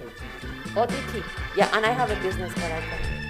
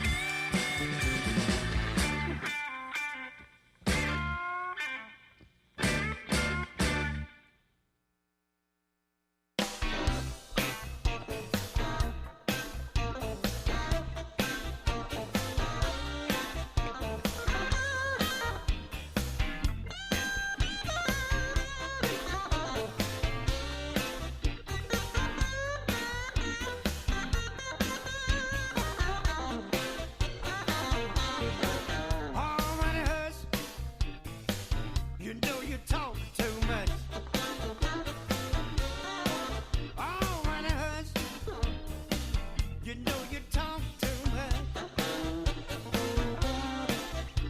Just listen to your conversation, just about the separator. You talk early in the morning, you talk all day long. I've been trying to figure out, baby, what I did wrong. You talk so much. Yeah, you talk so much. Just listen to your conversation, just about the separator. I stay out late at night, I hate to come home. I've been trying to figure out, baby, what I did wrong. You talk so much. Yeah, you talk so much. Just listen to your conversation, just about the separator. I can't eat, I can't sleep, I can't rest in peace. Sleep and I won't walk in the street. 'Cause you talk so much. Yeah, you talk so much. Just listen to your conversation, just about the separator.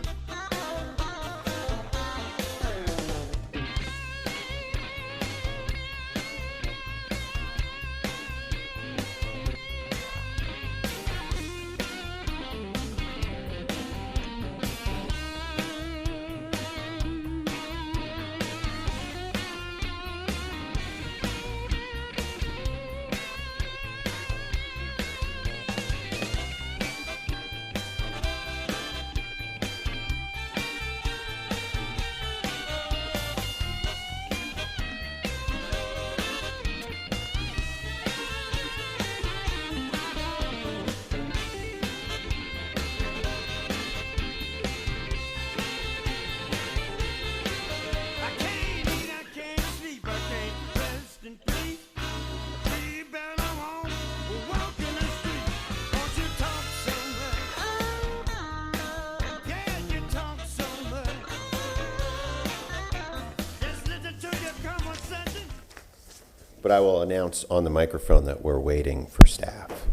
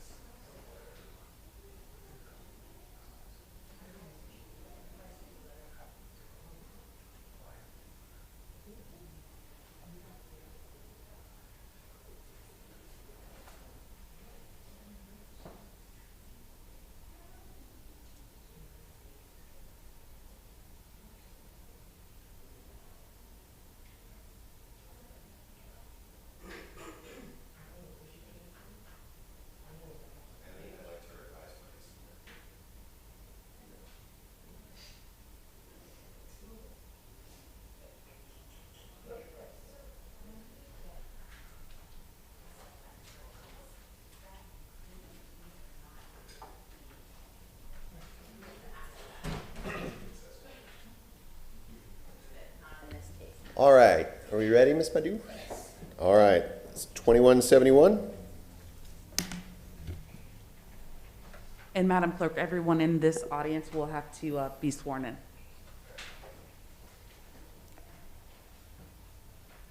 Can everyone please stand? Please raise your right hand. Do you solemnly swear or affirm that the testimony that you're about to give today is the truth and nothing but the truth? Yes. Thank you. You may have a seat. The next case before you is VRV 2171. Property owner is Mike Baez, and the property is addressed at 3510 East 8th Avenue. The variance request is to reduce the rear yard setback from 15 feet to 5.2 feet. And the purpose is to construct, excuse me, an accessory structure. The code section in reference is section 27-156 and section 27-290. This is an aerial showing the subject property. A picture showing the house as it sits currently on the site. And this is the site plan showing the existing house on the site and the proposed addition to this property. New plans were submitted, revised site plans were submitted, and I will distribute that once my presentation is done. And these are just construction documents showing details regarding the construction of the proposed building. These are pictures of the site showing the proposed location, an existing shed that is on the property, and trees located on the property. The board would consider section 27-80 in the determination regarding this variance request, and staff is available for any questions. Okay, thank you. Would the petitioner like to come forward, state your name, your address, and confirm for us that you've been sworn, please? Yep, I've been I've been sworn in. My name is Mark Bias. I live at 3510 East 8th Avenue, Ybor City. I have with me my builder contractor too here to answer technical questions. I'm not good at that part about, okay? We have a very, very unique property here, our home there is, okay? And it's not only unique, but it's also extremely historic too, okay? I'll give you a quick little history really fast here. In the 1880s, there was actually 3 homes there. On lot 1 had a house, lot 2 had a house, lot 3 had a house, and lot 4 was a vacant lot, okay? In 1889, it's actually in Gary, which is a suburb of Ybor City, and that's where the trains turn around at, okay? So the trains pulled in there to turn around, and Teddy Roosevelt and the Rough Riders were on that train, and he said, hey, let's do a parade. So they got off the train right there, and they stopped in front of my home, and that's where they watered their horses at. That's in the documentation. I have a proof of that. Between house 1 and 2 was the well, and the pump is still there today. I can't prove the fact that the family said that he went on and on about the beautiful tree behind the well and all this kind of stuff, but that's just hearsay, but that goes on. In 1920, Judge Leo Stallnacher was very famous for taking on the mob in Ybor City here. He purchased all 3 of the homes plus a vacant lot and converted it back to one lot completely altogether, his own home. He took the house on the 2nd lot and slid it up next to the house on the 3rd lot. He took the house on the first lot, took it apart, and put it on top of the house, okay? And that's when he built this plantation-style home down there, which became the home of Judge Leo Stallnacher, all right? The reason he left the lot 1 and lot 2 empty at that time was because of this banyan tree and mow that he liked so well. Behind the house, there's a very small shed, I actually have a photo of there for there too, and that was the shed he kept his horses in. Okay, he had 1 horse, that's the family's, 1 horse, big white one, and a hayloft above it. And that's the 2 side lots is where the horse would run around and mow the yard, technically, on that side of there. Okay, so anyway, in 6 years ago, I purchased the home with my other half sitting behind back here. We restored the whole home completely.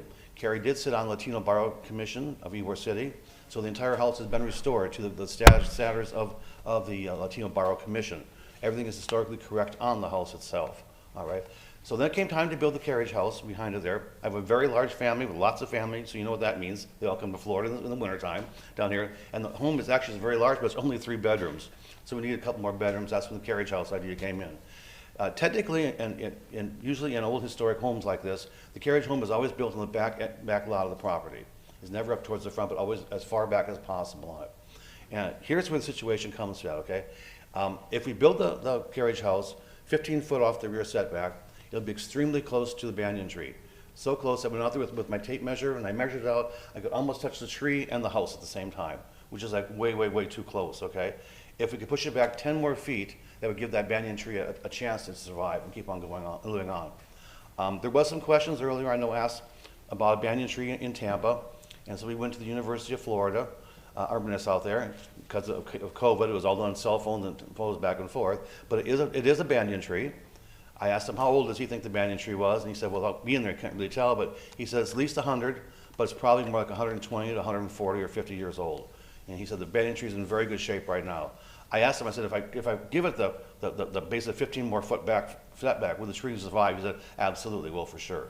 Up that close though, once we were to do the footings for the two-story building, it would cut through all the roots down there, and the tree probably would not survive on that. And that's our hardship for the case, I guess. That's all I have.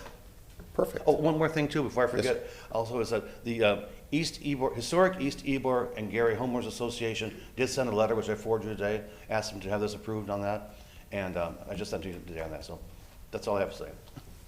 Got it. Thank you. Is there anyone in the audience who wishes to speak about this petition? Seeing none, open for board questions. Just to clarify, your petition is to cut into the setback in order to protect a protected tree, is that correct? That's correct, that's correct. Technically, it's not a protected tree, technically. To protect a 100-year-old banyan. They're protected south of Tampa, but not north of Tampa, because they don't exist north of Tampa. Right. That's the technicality. Okay, fair enough, thank you.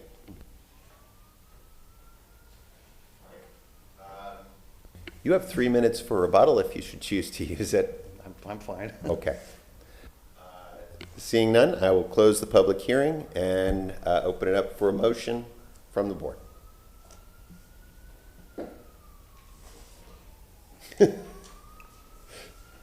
Looks like, I'll do a motion.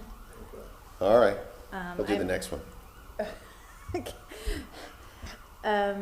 I move that the variance request for VRB 2171 for the property located at 3510 East 8th Avenue be granted as depicted on the site plan, or the new site plan that was presented to us today at the public hearing, for a reduced rear yard setback from 15 to 5.2 feet, based upon the applicant presenting competent and substantial evidence in the record, and that this public hearing of an unnecessary hardship or practical difficulty when considering the 5 hardship criteria set forth in section 2780 of the city code, specifically that being a property with historic significance and also trying to save potentially historic banyan trees that are 100 years old, the site plan depicts a reasonable variance request. Okay, we have a motion. We have a motion, do we have a second? Second. We have a motion and a second. All those in favor say aye. Aye. Any opposed? Motion's approved. Thank you, have a good night. Thank you very much.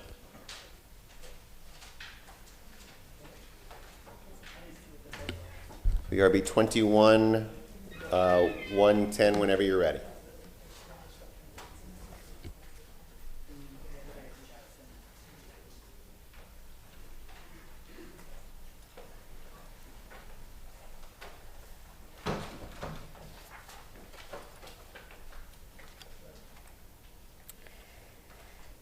The next case is VRB 21-110, and the address is 3131 West Fielder Street.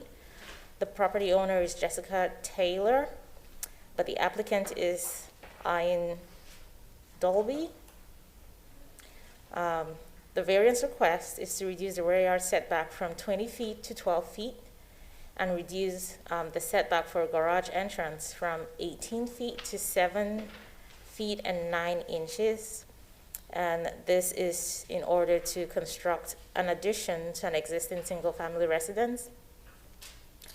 The code sections in reference will be section 27-156 and section 27-156 on the table 4-2, note 8, that states the requirements regarding vehicular entrances for one-car storage areas.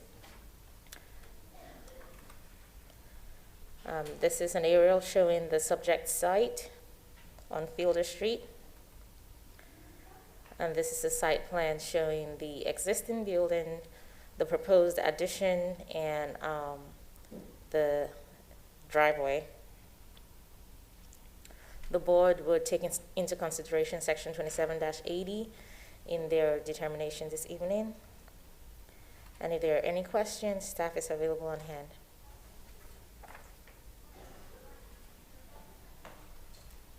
Okay. Petitioner, state your name, your address, confirm that you've been sworn, and then you'll have 10 minutes. Hello, my name is Frank DeJose. I'm the professional engineer on the project for the 3131 West Fielder. I'm representing Miss Jessica Blair Taylor, and we are in hopes to get the variance reduced for the required rear setback from 20 feet to 12, and the single car leading edge 18 feet to 7'9". I'm sorry? Oh, yes, I've been sworn. I'm sorry. Jumped the gun. Everybody forgets. And the reduction of the leading edge setback from 18 feet to 7'9" to match the existing non-conforming undersized lot with a open accessory carport structure now.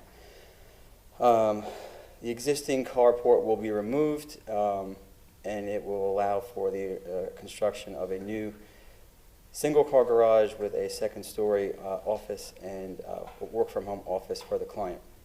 The 3131 West Fielder property is zoned as an RS50, which per the zoning table in 4-2 has a minimum square foot requirement of 5,000 square feet. The actual lot itself comes in at 4,550 square feet. The front of the home is the south elevation, which faces Fielder. The side elevation west faces South Mound, which is where the scope of work will be depicted.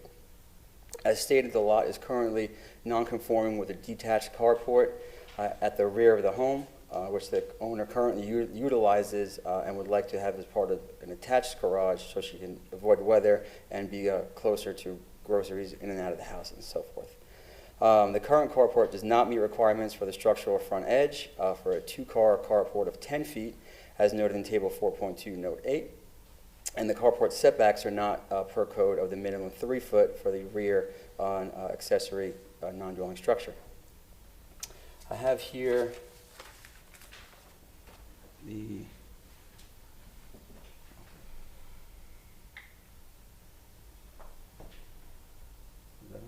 there we go.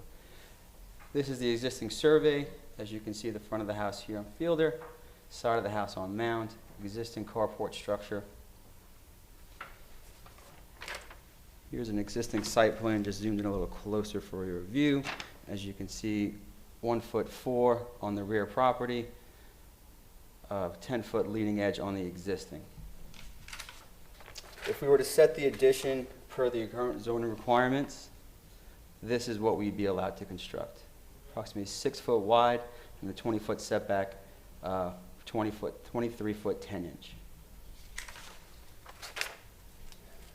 As stated in the site plan shown previously, here is what we would like the variance to allow. Leading edge matching the existing carport, reduction of rear setback 20 foot to 12.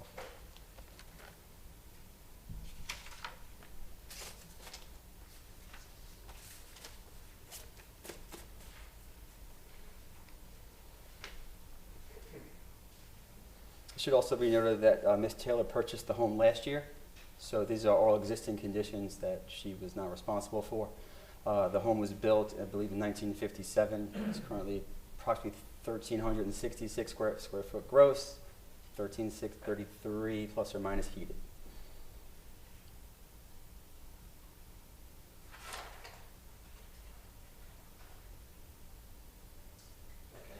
Does that complete your presentation? I believe, yes. Great.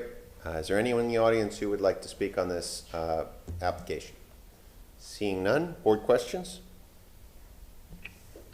I just have two quick questions. The first one is, based on the site plan, it looks like, so the existing carport, you're actually going to reduce the encroachment into the setback with this new addition. Correct. Is that correct? Right? Yes, Okay. that's correct.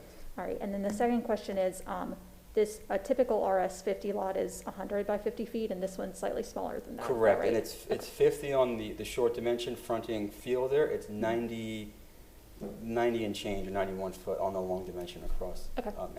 All right, thanks. Hi, I see that transportation found this plan inconsistent in 3 different ways. Have you considered any of those? Parking is definitely one of them. The other one is safety and site visibility lines. I was not aware of those three issues. For parking, also to preserve the impervious surface calculation, for additional parking, the setback reduction on the side or the rear of the house can allow for additional parking, so you don't have to go into the street or into the driveway. Here, Do you think it would help to have transportation explain these three? You have or- a question for transportation, go ahead. Okay. in this location here. Could you please reiterate those three inconsistencies that you see with the plan? Sure. Thanks. City of Tampa, Jonathan Scott, Transportation. What I was getting at was, I couldn't tell if you were gonna have parking in there, but after looking at it a little more carefully, I realized you're gonna have a garage there, so that was one of them, to just show your 2 parking spaces. That was the one comment. Another comment was, I guess, the setback of the garage for site visibility. I wasn't sure if this is gonna be like open or what, but then the, So this is our proposed elevation. Does that answer it? This is fronting west here. I'll put that up there so Yeah. you can talk about it and see. So this here would be the rear on this north elevation. This location here, I don't know if you can tell, this is a Fielder. Garage door here to pull in. Okay. Yeah, that's what I was asking them to show, and then the parking, and then, so the site visibility issue is, there's no sidewalk there, and you are gonna go back, what, like 8 feet? It's a 7-foot setback, so we'll be back 7'9" Okay. on that, yep. Yeah, I just wanted them to show more detail and understand, and I think that should be fine. Okay. Thank you. Okay, look at us, solving problems. Any other questions? No? Seeing none? 3 minutes for rebuttal if you should choose to use it. Yeah, just like anywhere here in South Tampa, parking is most certainly an issue. And we looked at every option, location, front side, back side, 2-car garage, plus we're running into basically the same issues for best utilization of the space and also functionality of this. And this is what we had to come up with. Terrific, thank you. With that, I will close the public hearing and open it up for motion from the board.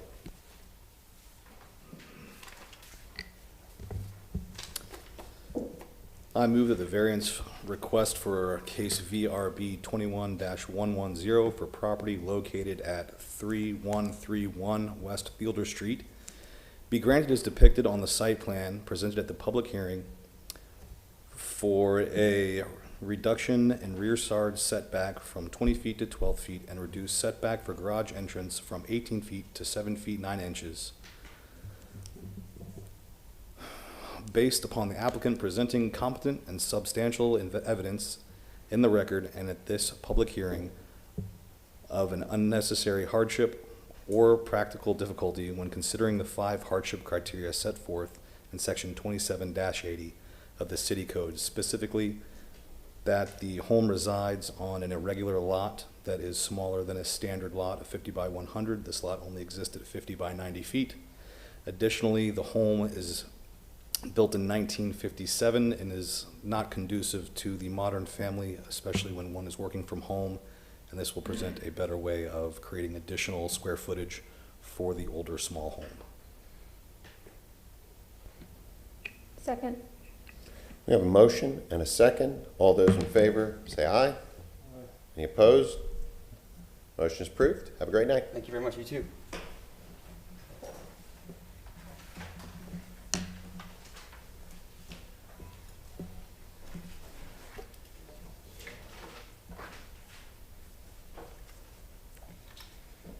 The next case before you is VRB 21-111.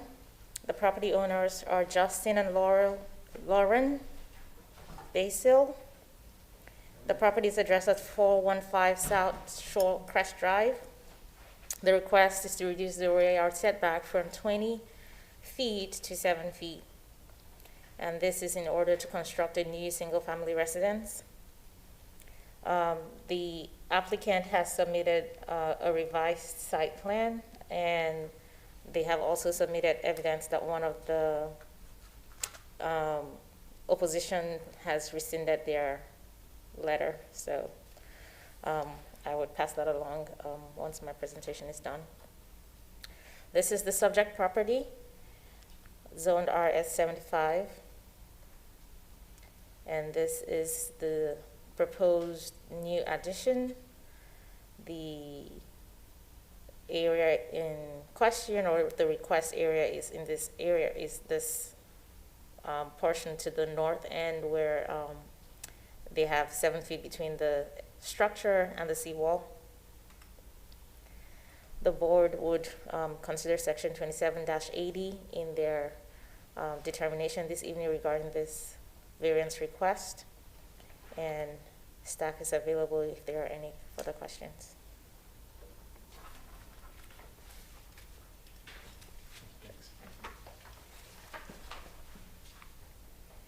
All right, you know the drill, name, address. I do. You've been sworn. Clayton Bricklemeyer Law Group. Thank you. Look at that. That's how that works? I've not been sworn, but. All right, well, see, that's why we ask. Exactly. If there's anyone else in the audience who needs to be sworn or that you might consider speaking, now would be a great time to stand up and be sworn.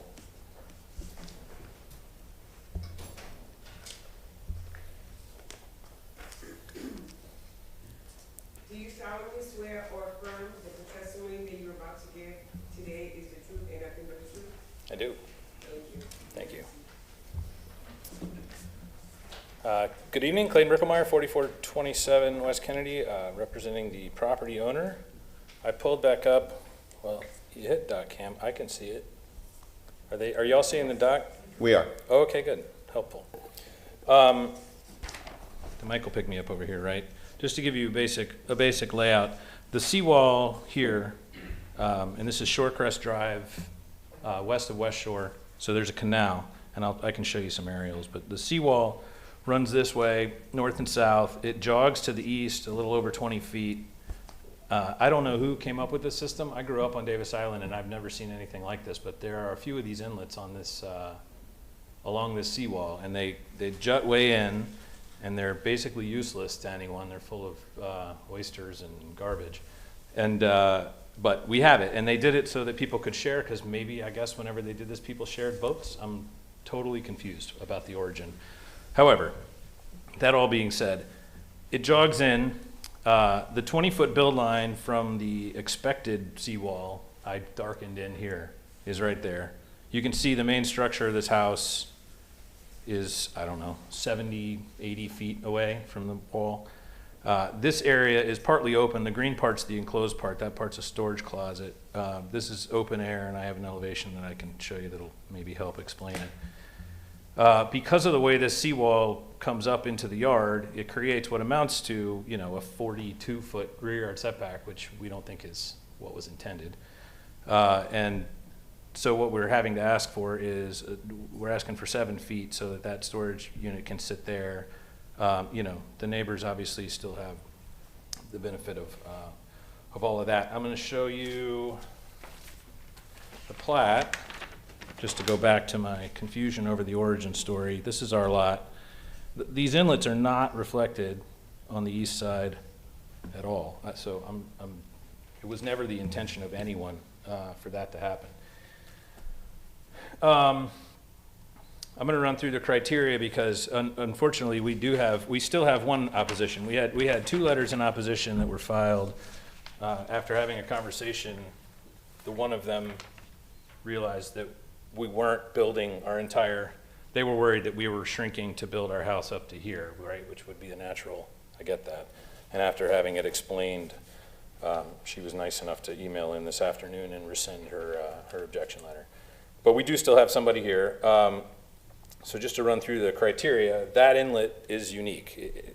There may be more than one inlet, but there's also more than one pie-shaped lot, right? Like we all know what unique means. That is the unique criteria that's creating the hardship here. We didn't create that inlet. The variance doesn't harm anyone. What we were asking for, just to be clear, because it may get muddy in a second, is to reduce that rear yard from 20 to 7 in that spot. it's in harmony with the code. I think the 20-foot rear yard setback is there, not anticipating, that's coming out of 27-156, so it's not, it's anticipating rectangular lots that back up to rectangular lots, and it's trying to give everyone a reasonable amount of separation. I think we can all look at this and agree that there's a ample separation in the rear yard as intended by the code. The substantially just outcome would be approval here. We do have support letters that I already mailed in, and I have them. I can hand them to whoever, to Kamaria or whoever. And I'll show you for what it's worth. Green's the subject property, yellow is the support letters that we got. I imagine you're going to hear from the non-yellow parcel here in a second.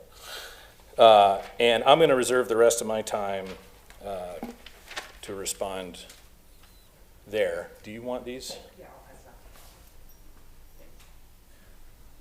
And I'm available for questions. Thank you. Thank you, Mr. Birkelmeyer. Is there anyone in the audience who wishes to speak on this petition?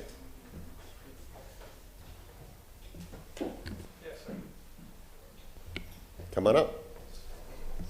You have 3 minutes. State your name, your address, confirm that you've been sworn. Good evening. please. Thank you, Mr. Chairman, members of the Variance Review Board. My name is John Brandoff.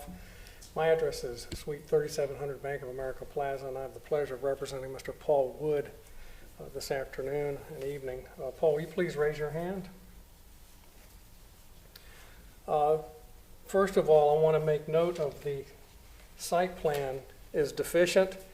It does not show all natural features and properties within 20 feet of the subject property. It does not locate any easements that are on the property within or adjacent to the property, so we have no way of knowing whether any easements would be impacted by this variance. So as it's filed, it's out of order. That being said, this is the view that Mr. Wood has. Mr. Wood lives immediately north. This is his swimming pool. Here's the canal that Clayton spoke about. This is a boathouse that wasn't mentioned in the presentation because the boathouse is not on the site plan that you're looking at. So the site plan is deficient because it doesn't show exactly what's going on. You cannot, the boathouse is right on the property line. It is illegally non-conforming. You're not permitted to increase the degree of non-conformity on a property, which is what they're going to do if they grant this, if you grant this variance. He's already non-conforming with the boathouse. You're getting ready to increase the degree of non-conformity if the variance is approved. Now here's the survey showing the boathouse. Okay, the title to the property goes into the water. It is a rectangular lot, 155 feet deep, and he needs a variance. My client built his property without a variance. He wants to increase the degree of nonconformity. Can't do that. Something's got to go. Primarily the boathouse. Number two, he doesn't meet the variance criteria. Mr. Birkelmeyer simply says that, quote, variance doesn't harm anyone. It harms my client because he's increasing the degree of nonconformity. Let me show you the site plan that we received. May I hold on one moment?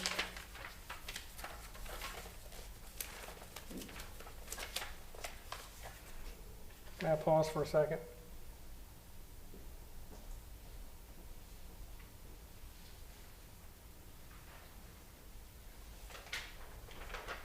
We've had numerous site plans. This is a site plan showing that the boathouse remains. And here is the perspective that my client would look at with the boathouse remaining. That's increasing the degree of nonconformity. You can't have it all on a 155-foot lot. In his summary of hardship on number 3, which talks about harming others, he says, the variance will not interfere with the best interest of the property or the community. I can't quote, I cannot come up with one negative consequence that would occur by granting the variance. That's criteria 3. That's complete rubbish. Mr. Brandoff, your time is up. If you'd like to wrap it up, please. Now wrap it up. Number 4, it has to be in harmony with the general purpose of the comprehensive plan. His answer is, it is. These are platitudes. These are conclusions. There's no competent substantial evidence in the record to justify this variance on a square parcel 155 feet deep. I submit that this is out of order and should be denied, and I request your denial this evening. Thank you so much. Thank you, sir. Is there anyone else in the audience who'd like to speak on this petition? All right. Seeing none, let's have board questions.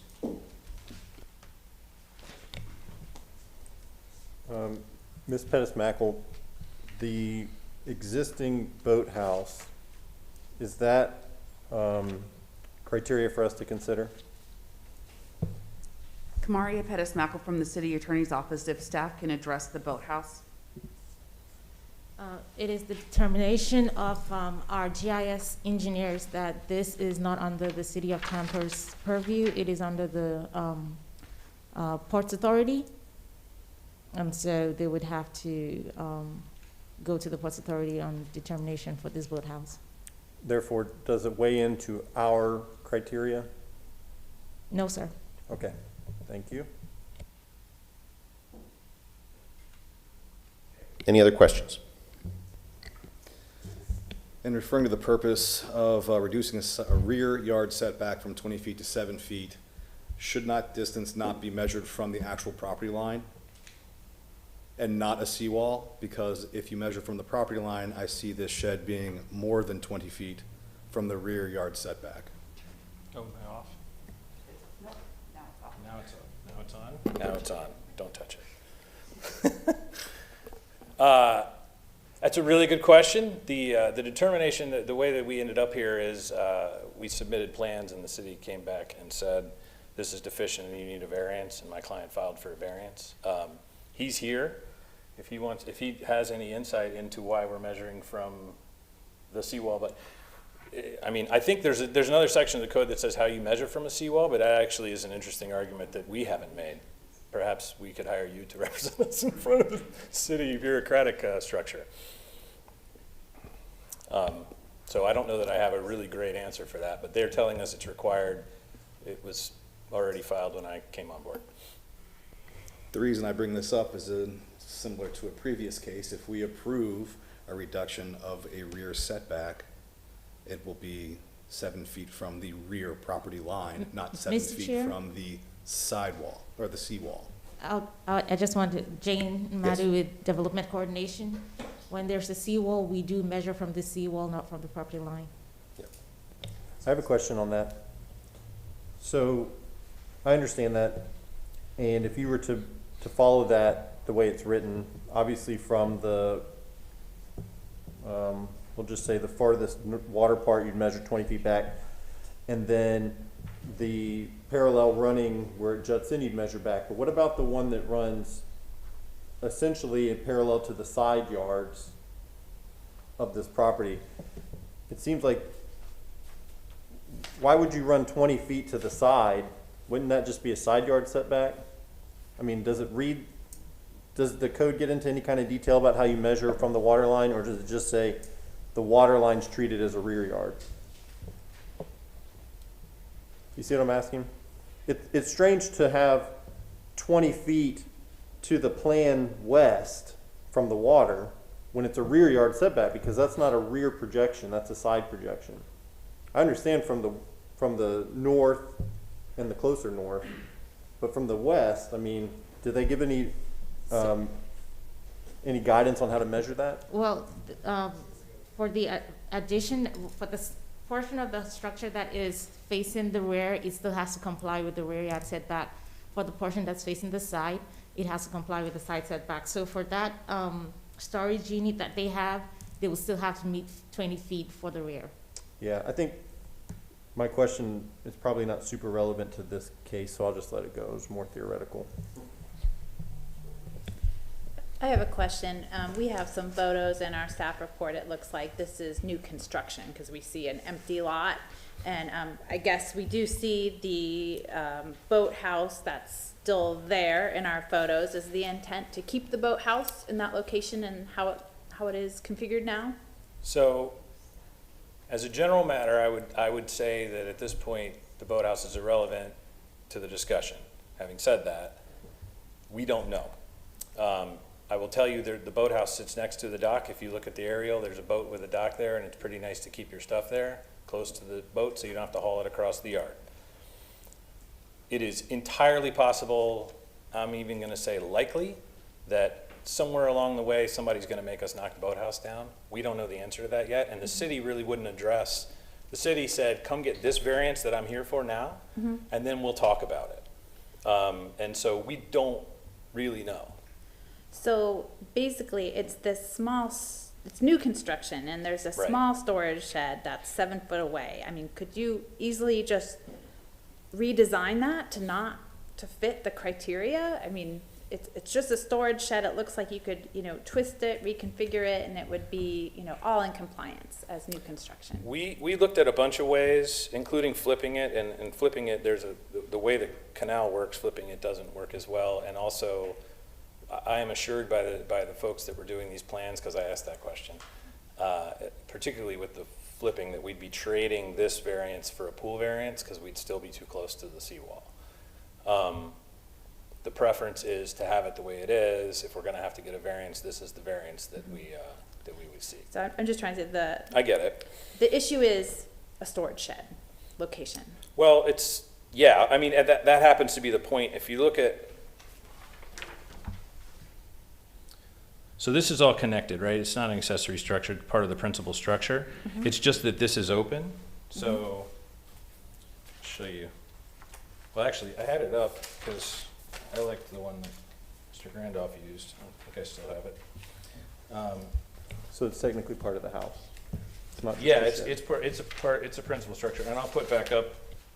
the Well, one that- isn't it well, there it's blue, but on our plans it's green, so it's just this shed that we see here. Yeah, but so if you look It's at only this, this this actually part. helps visualize it, I think. So this is looking from Mr. Granoff's client's property. So this is open. This is, I believe, a kitchen, right? Outdoor kitchen. So this is sort of a kitchen area, and this is where that storage area is. And that's the boathouse. By the way, just from a deficiency, I already spoke to staff about this. Everyone agrees that the application is perfectly sufficient, and the boathouse is absolutely, it's written on their existing structure. It may not say boathouse, but it's absolutely on there. The other thing, and I'll make this point, to reiterate, I think the boathouse is irrelevant to this because the city told us they won't deal with it until we get this done. This is an 8-foot-high structure, and they have a 6-foot-high fence. I have pictures that are actually only on my phone that can show you what a 2-foot projection over a 6-foot fence looks like. But as far as harm to his client, the other point that I'd like to make about that is he bought this house, he didn't build it. The builder built it spec and tore down their boathouse that used to be there. And our boathouse was there when they bought this house. This has been here the whole time. So.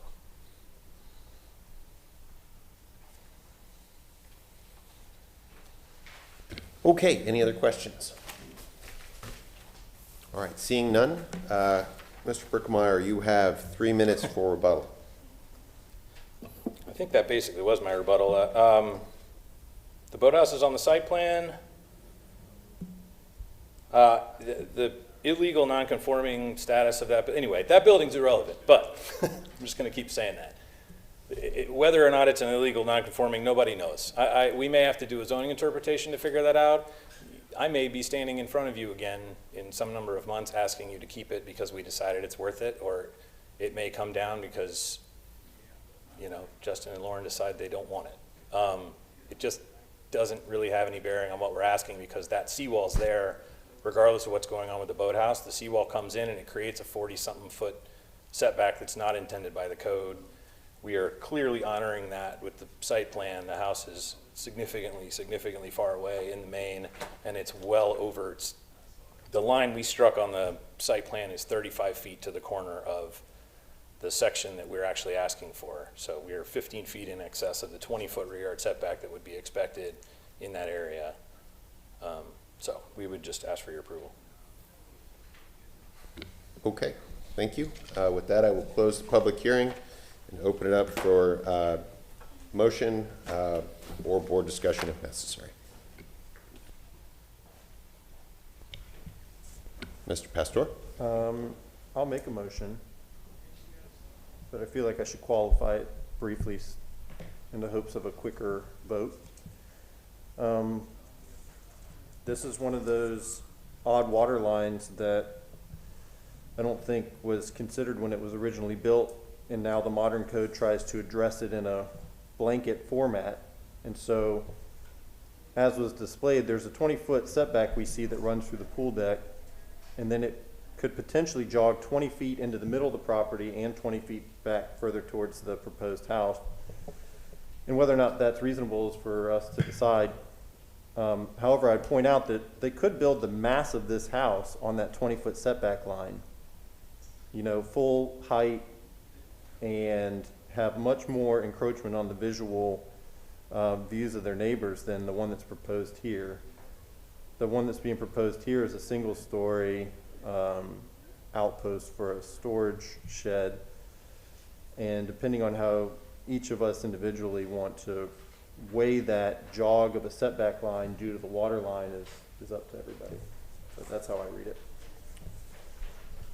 So I'll move that case VRB 21111 for property located at 415 South Shorecrest Drive be granted on the site plan presented at the public hearing for reduction in the rear yard setback from 20 feet to 7 feet with encroachment of eaves and gutters based upon the applicant presenting competent and substantial evidence in the record and at this public hearing of a necessary hardship or practical difficulty when considering the 5 hardship criteria set forth in section 2780 of the city code.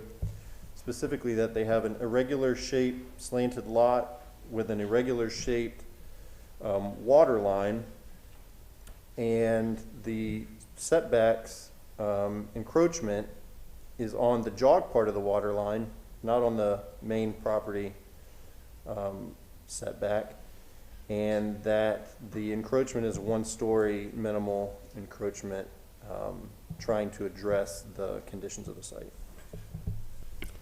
Okay, we have a motion. Is there a second? I'll second. All right, motion and a second. All those in favor, say aye. Aye. All those opposed?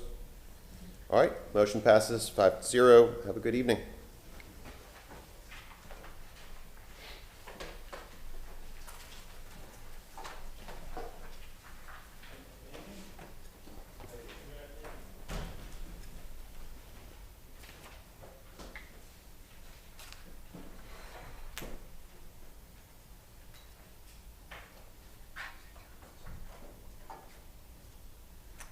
Eileen, do you want to swear in for? More swearing in.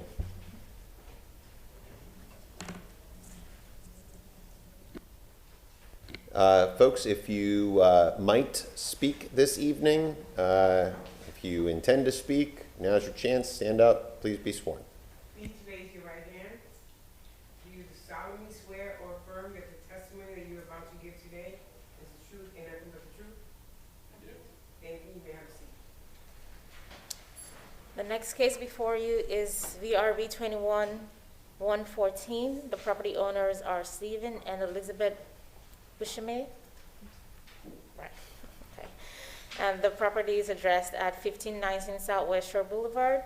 The variance request is to reduce the front yard setback from 25 to 11, and reduce the side yard setback from 7 to 1.94 feet in order to construct a partially solid pool enclosure. The code section in reference is section 27-156. This is the property location. It's a corner lot at the intersection of West Estrella and Southwest West Shore Boulevard. This is a site plan showing the proposed section of scope of work. And the board would consider section 27-80 in the determination for this variance request. And staff is on hand for any questions.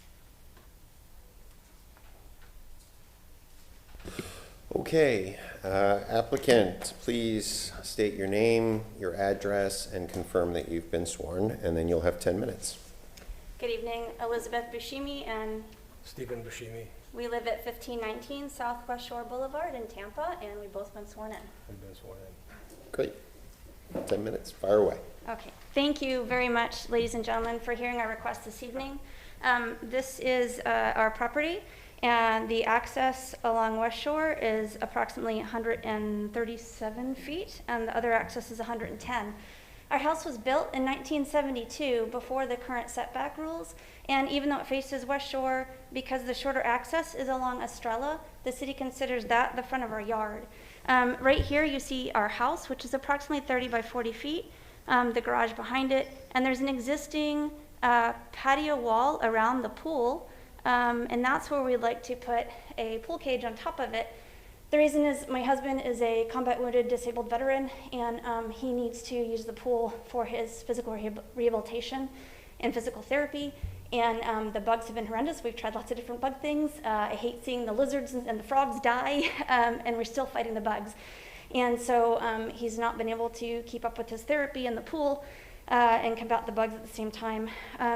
So we talked to a contractor about getting a pool cage, and when he submitted the request for it, the plans, the permit, sorry, we were told we needed to get a variance. So we are requesting to have the walkway covered. We park in the back because it's safer and easier to pull in and out off of Estrella. And so going back and forth to help with rain, and then also to cover like the workout area and stretching and stuff. So that's our request. I don't know what I left out. I think that's the sum of our requests. Yeah, we'd like to request your consideration, please. Oh, and I'm sorry, I do have a picture of, this is what the house looks like from the side. So this is that existing wall that's been there. I don't know if it was built when the house was in 72 or when, but it's been there for ages, is what all our neighbors have told us. And so the pool cage would just go on top of that. As you can see, that's the side of the house there. Okay, thank you so much. Does that conclude your presentation? Yes, sir, thank you. All right. With that, I'll open it up for comments from the audience. Is there anyone in the audience who would like to comment on this application? All right, seeing none. Any questions from the board? Do you have any, there's some sections in the plan, but I'm trying to visualize if, Estrella is kind of the frontish yard. It's very unusual to find the screen setback, further than the house is. So it's very prominent on the street, which is just different. I've not seen that before. I know there's a wall there already, but now we're adding this screen structure. Do you have anything that shows kind of the front section along Estrella? We have the picture from when we posted the variance notification, and that, sorry. Go ahead, honey. That's the West Shore side. You want the front of the house, right? We had to take it from across the street to be able to get the whole view in. Right, so I see, so West Shore is, obviously, you can't go in and out of there, your driveway isn't there anymore. It looks like it's off of Estrella, right? Yes. Yeah. So that's the part that I guess is the street front that is the most visible. I don't think you would really see it from this vantage point because of your trees and your fence line. I don't think so, no ma'am. If you're asking if you see the pool cage from the front, no ma'am, it would be, The picture was taken from Estrella. Yeah, this was taken from Estrella. It's facing north, I'm not if you sure. will. See, so yeah, this is us standing on Estrella looking north. So that's, okay. So that's you're standing here, taking the photo that direction. So your pool cage would be where that iron picket is? Just behind that. So this is our, it's supposed to be the vegetable garden in the future. And the wall's behind that. So there's what, maybe 12 like, feet? 12 feet from there to there. And then the pool cage, so the setbacks that would be allowed, the pool cage would have to be like in the pool, in the pool. Without a variance. Without a variance, yeah. It would be like there. May I point out something? Yes. Maybe I can. Ma'am, respectfully, I think that picket that you were looking at is along this access right here. I'm sorry, it's right. It's along this access right here. This is about 12 feet back where you see the wall. I know it's a two-dimensional picture from here, but I'm going to go back to this picture. So that's that picket there, which is about 12 feet away from the pool patio wall, which is here. On the other side of that is where the pool is. Did that satisfactorily answer your question, ma'am? Yeah, I'm kind of got a visual now. And my next question is, you're asking for, less than a 2-foot setback on the side property. To me, that's extremely narrow. It looks like the garage meets that setback too. And you said you have another wall or fence there? The wall has always been there. So the wall, there's an existing like patio wall around the pool. So the wall is here. We're just asking to put a pool cage on top of the wall that's already there. Thank you. Yes, ma'am. Okay, any other questions from the board? Seeing none, you have 3 minutes, should you choose to use it, for rebuttal or to answer any other questions. We're happy to answer any questions. Thank you. Thank you. Okay, well then, if that concludes your presentation, I will open it up for board discussion or motion. I'll make a comment and then I will make a motion. My comment is that given the kind of strange configuration of this lot, the front yard is actually the side yard here, but would, assuming that where they kind of go into the garage and go into their house,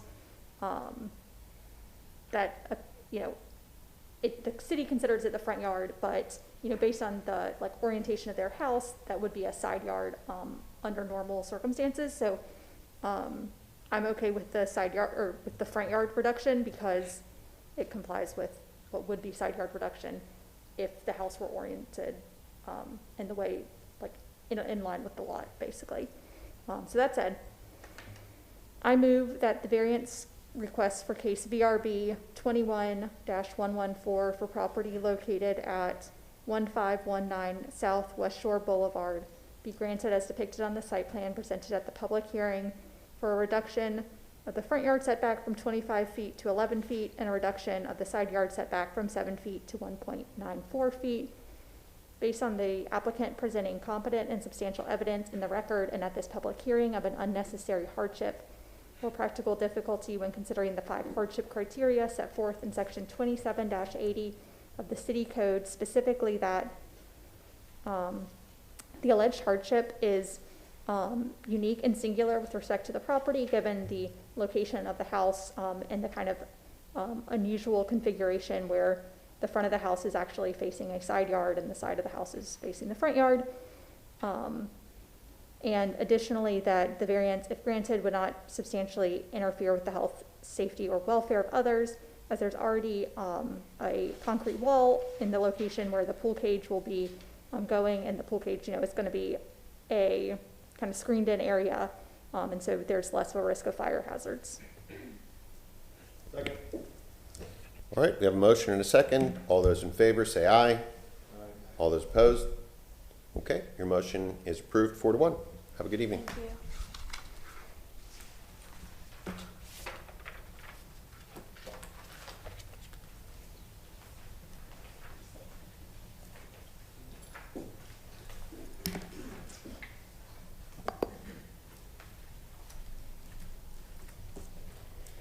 The next case before you is VRB 21-116. The property owners are Marshall and Hillary Bars. The property is addressed at 3011 West San Miguel Street.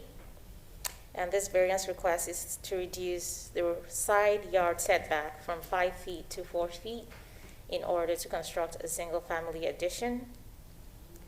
The code sections in reference are section 27-156 that deals with the district setbacks, and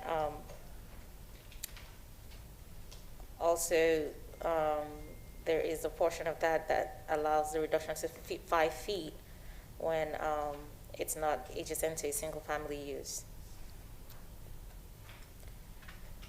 This is the subject site. And this is the proposed site plan.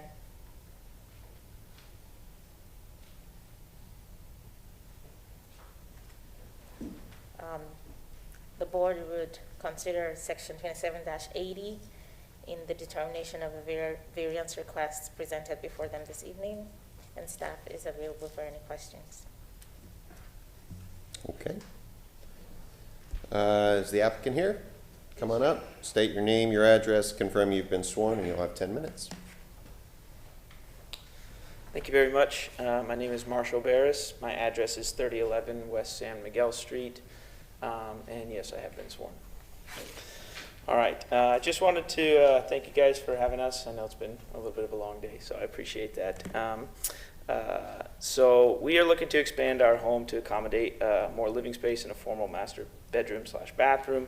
The hardship is that the house is currently sits over the setback line and is it's actually a little bit cockeyed and skewed from the property line itself.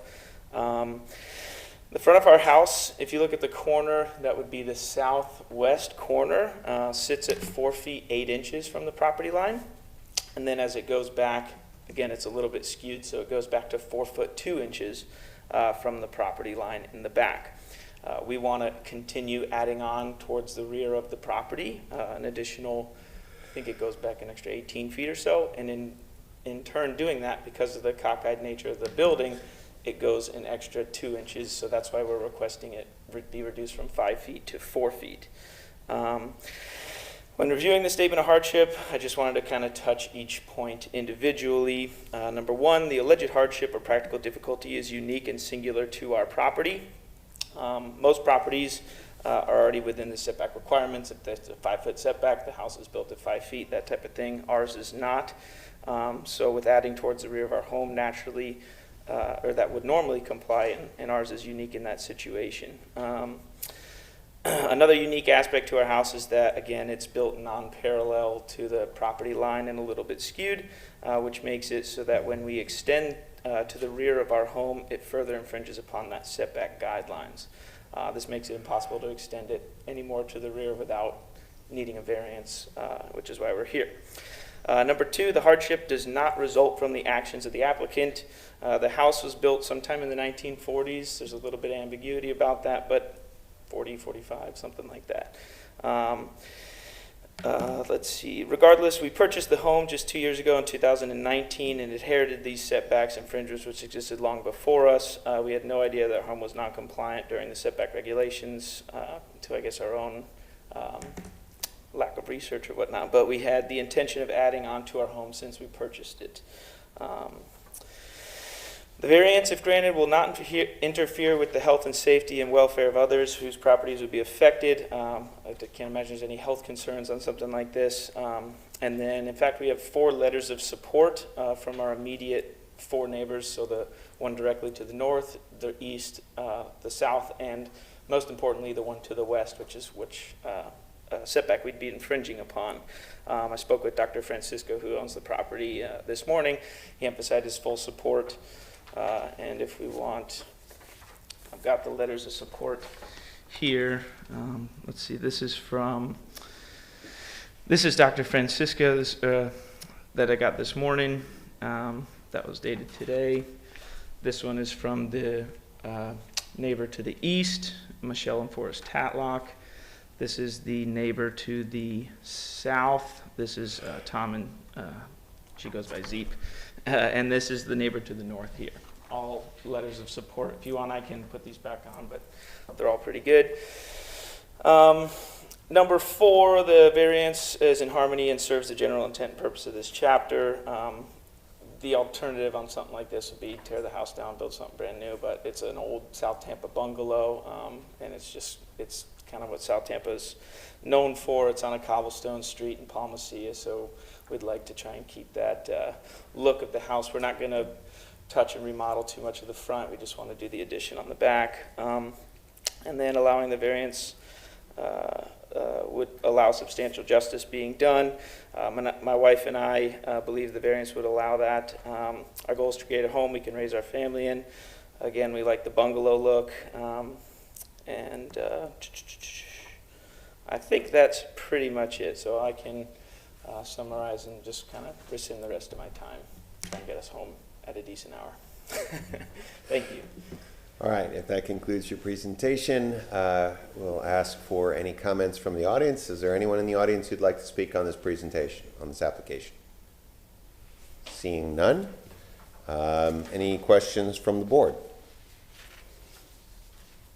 Seeing none. You have 3 minutes for rebuttal if you need it. I think no questions is a good sign, so we'll just go ahead and take a vote, I guess. Okay, well then we'll go ahead and close the public hearing and open it up. Does anyone on the board would like to make a motion? Ms. Johnson. Sure, I'll make a motion. I move that the variance request for case VRB 21-116 for a property located at 3011 West San Miguel Street can be granted as depicted on the site plan presented at the public hearing for a reduction of the west side yard setback from 5 foot to 4 foot based upon the applicant presenting competent and substantial evidence in the record and at this public hearing of an unnecessary hardship or practical difficulty when considering the 5 hardship criteria set forth in 27-80 of the city code, specifically that this variance is unique to the property. The house footprint is skewed on the lot, creating this need for the variance request. All right, we have a motion and a second. All those in favor say aye. Any opposed? Motion passes. Have a great evening. Thank you very much. You as well.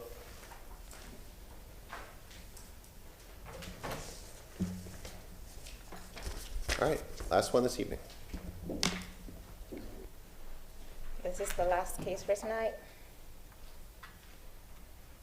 And it is VRB 21-118. The property owners are Aaron and Teresa Welch.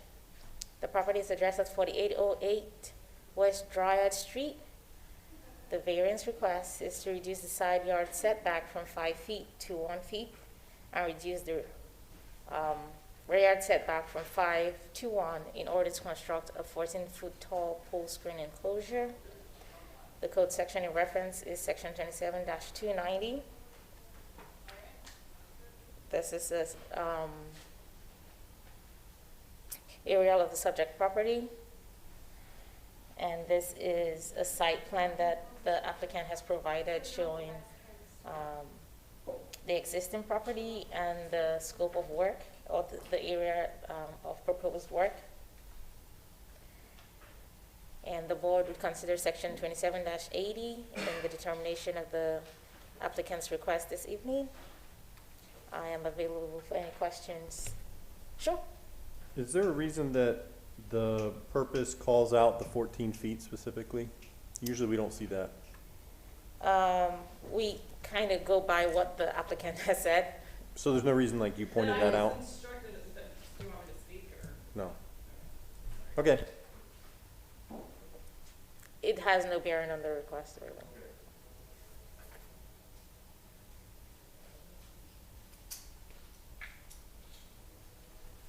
All right, if you would, come on up, state your name, your address, and confirm that you've been sworn.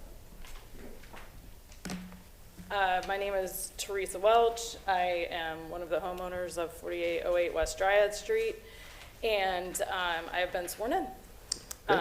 10 minutes, fire away. All right, so we purchased our home in 2016. The home was constructed in 1985, I believe, or 86, and the pool was put in place by the previous homeowners. The pool is at the setback at both the rear and the side yard, and it is also a somewhat deep pool. It thereby sort of dictates what happens in the backyard because it's already in place. And in order to enjoy the pool, we purchased the home. We are parents of 3 children. We purchased the home with the pool because we want to enjoy the pool, but bugs, South Florida bugs. Also, the debris from the oak trees. There's a oak tree in our neighbor's property. There's also 2 oak trees on our property. The debris from the trees is also pretty substantial.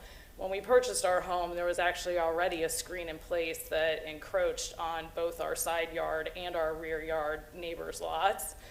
You might see that from a previous survey. I don't know if it was included in the materials that were provided to you. So we have removed the previous screen and are requesting putting in a replacement screen that is within the bounds of our property, but also allows us to enjoy the use of our pool. As it relates to the hardship requirements, the pool was already in place when we purchased the home and is, like I mentioned, at the setback. So it's also irregularly shaped. It's not a rectangle. It doesn't result in anything that we did. As I mentioned, the pool was in place when we bought the home, and I believe the pool was put in place when the home was originally constructed. I don't think that the pool screen would impact the health and safety of others, and it will help our health and safety by removing exposure to insects, but I don't think it should impact anybody else. In terms of and being in harmony with the goal of the code, Florida is a pool community, family community. The intent is for us to be able to use our pool, and we think that substantial justice would be done by us moving our screen into our property and not continuing to encroach on our neighbors. That's my statement. All right, thank you very much. Is there anyone in the audience who wishes to speak on this application? Come on up, state your name, your address, and confirm that you've been sworn, and you'll have 3 minutes. Thank you. My name is Gary Dalgen. My wife Wendy and I and our family live right behind the Welch's home at 4807 West Juneau Street, and we've been there for 28 years. I think it's important before I've been sworn. I think it's important before I start my presentation that I show you some pictures of what our backyard looks like, which we're unable to enjoy right now. And it also is, we don't like being here. We like our neighbors. We've spoken to them about this, and there's nothing personal, but that's what our backyard looks like right now. And it's been that way for the last easily 6 months. And you can see our neighbor to the left of us, they're on our property line. So now our neighbor behind us wants to be 1 foot or 12 inches away from our line. Here's the view from our second story of our house. And by the way, before the neighbors, when the neighbors did move in there, there was a pool there with a screen. They had they took everything, took the water out of the pool, took the screen down, as they said. But I want to go over why this should be denied. And we were here about 16, 17 years ago when our neighbors to the left wanted a variance for some of the same reasons today, and the variance board denied it 6-1 because there was not substantial competent evidence in the record to support the variance request. And so if we refer to the criteria, go over each one, there's nothing unique about, number one, there's nothing unique about leaves, rodents, or mosquitoes. We unfortunately have mosquitoes in that area, and the mosquito problem is worse because of the way that they haven't maintained the backyard for the past 6 months. So we don't even have a backyard that we can enjoy. If we wanted to sell our house today, we would want to buy our house, which we built in 2005. We lived there since 1993. We knocked down in 2005 and rebuilt. And by the way, didn't ask for any type of variance, stayed within the rules.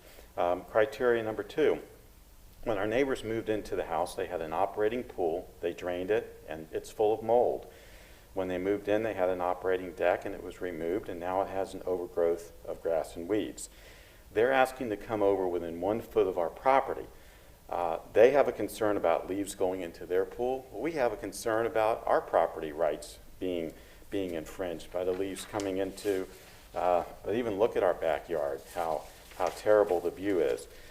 We're concerned how they've been taking care of their backyard over the last 6 months. They've expressed concerns about the health and safety of her children based upon their needs, but they haven't shown the same concern about the health and safety of their fellow neighbors, which include my wife and my child as well. Our 2 older children are off the payroll, so they've moved away.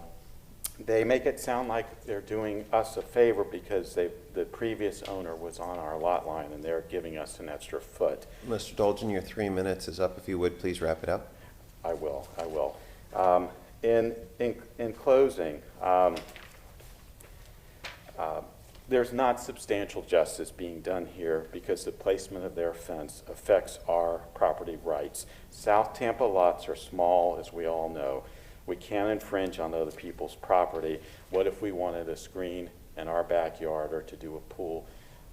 We're not doing that. We're following the rules. We just ask that our property rights be respected. There's not substantial competent evidence to support the criteria.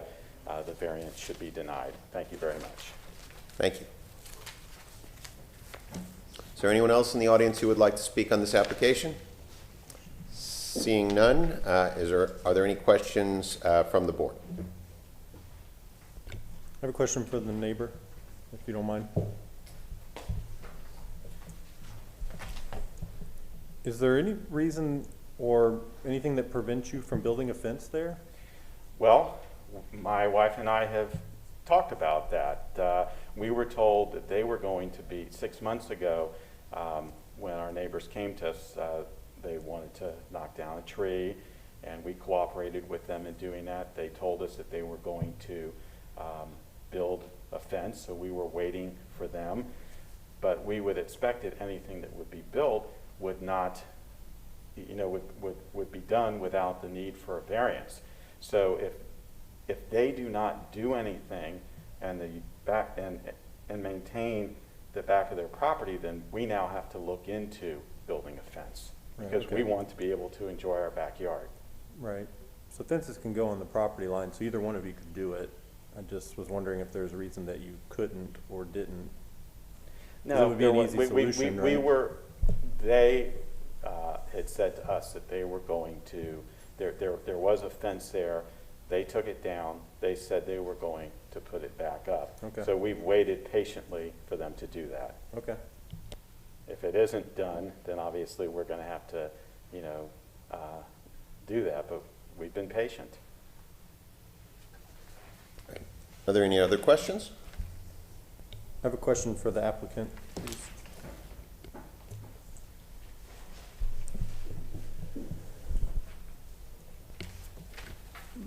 Do you have anything that shows the dimensions from the edge of the pool to the property line? Not with me. Okay. The pool itself is about at the straightest point of it, because it is irregularly shaped. It is approximately 4 feet 10 inches in from the rear property line, Okay. and then because our property line skews a little bit, part of the front, the part of the pool that is to the north is from the side about 5 feet in, Okay. but towards the rear, actually towards the rear it's about 5 feet in, but then towards the north, the rear property line, which is the south side of the lot, it's about 5 feet in, but then closer towards the north, it's again like 4 feet 10 inches.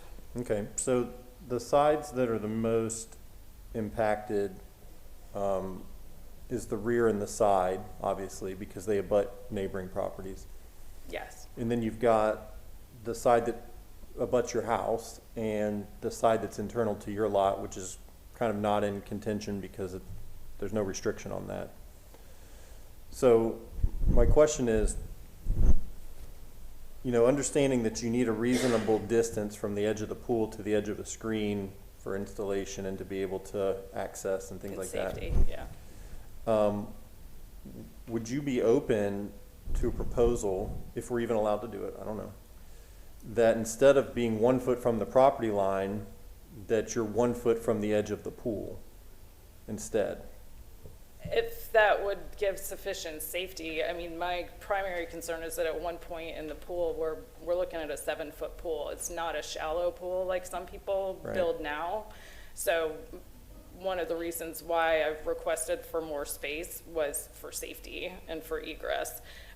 We do plan to build a bench in part of the pool, which would address a component of safety, but that back corner that's rounded, which is the southwest corner of the property, even at that point, it's a 4-foot deep pool. And so, yes, I'm open to suggestions if that's available to the board.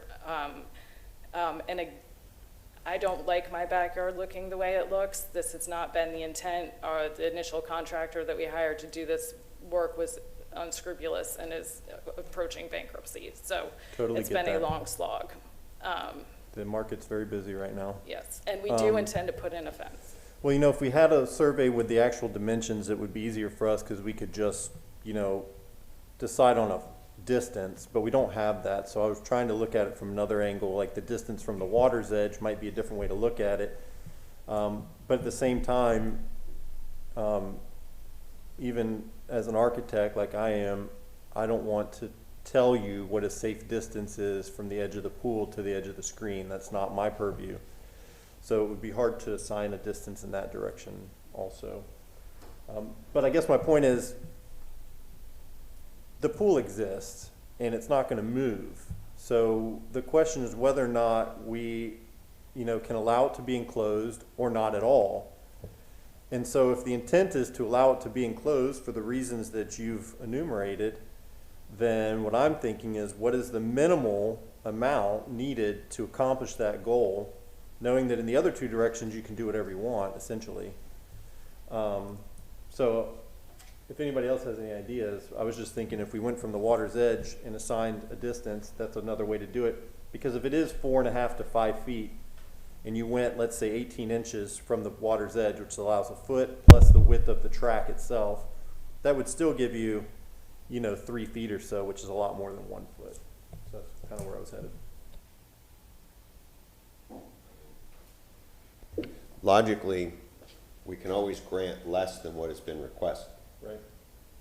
And so if it is your intent to make a motion that proposes to grant something less than what is requested, obviously you can make that motion. Is that not true, Ms. Pettis-Mackle? Oh, if you could. If the board elected, and this is just discussion, if the board elected to grant less than what was requested by the applicant, that was within our purview to do, right? If that's what the applicant would like to do, certainly. And just, Mr. Chair, for clarification, are you still in the questioning phase of the applicant? Yes, we are. Okay. We have not closed the public hearing. So follow-up question to Ms. Pettis is, are we able to do the measurement from the edge of the water versus the property line? I can't answer that. I don't. Or for city staff? Do you know? Right now, she's not meeting the setback, and that is why she's here. Right. So it's, I guess it's up to you to decide what you want to approve and how, you know, egregious you want that setback to be. Right, but if we decided to do the measurement from the water's edge, the city's okay with that, right? Because they can measure it, it's an existing condition. Correct. So it's not an amorphous thing to use as a guide? No. You'd have to define this, It's, which edge. well, The easternmost, the it's an existing southernmost, structure. whatever. And if staff could just clarify, based on the site plan that was presented to the board, how will there be a designation of where that reduction is based on the site plan that's presented? That's true. That's where a certified survey helps so much, because then we would have all that, but I guess we don't. But I mean, the way that I would word it if I was to do it would be, and I don't know north-south, well, let's just say planned south for now, is that you know, you can only build the screen within 18 inches of the southernmost point of the pool and the westernmost point of the existing pool. Is that permissible to have that kind of language or not? Well, there's a property line and there is the structure of the pool. Yes. And those are two dimensions that are fixed at this point. Right. So if you're choosing to revise her request, I'd say you're using either of those reference points. And at this point, we really don't have any dimensions. Right. So- That's the reason. If we had the dimensions, we could just do it that way, but we don't. So by referencing the pool, you could address this. At this point, you have the property line, you can tell her how far from that property line you want her to be. Right, okay. Are there any other points, any other discussion that people would like to make on this issue? I have a question for legal. So Yeah. if we did decide to like amend the variance request, is that something we have to have the applicant agree to? Yes. Okay.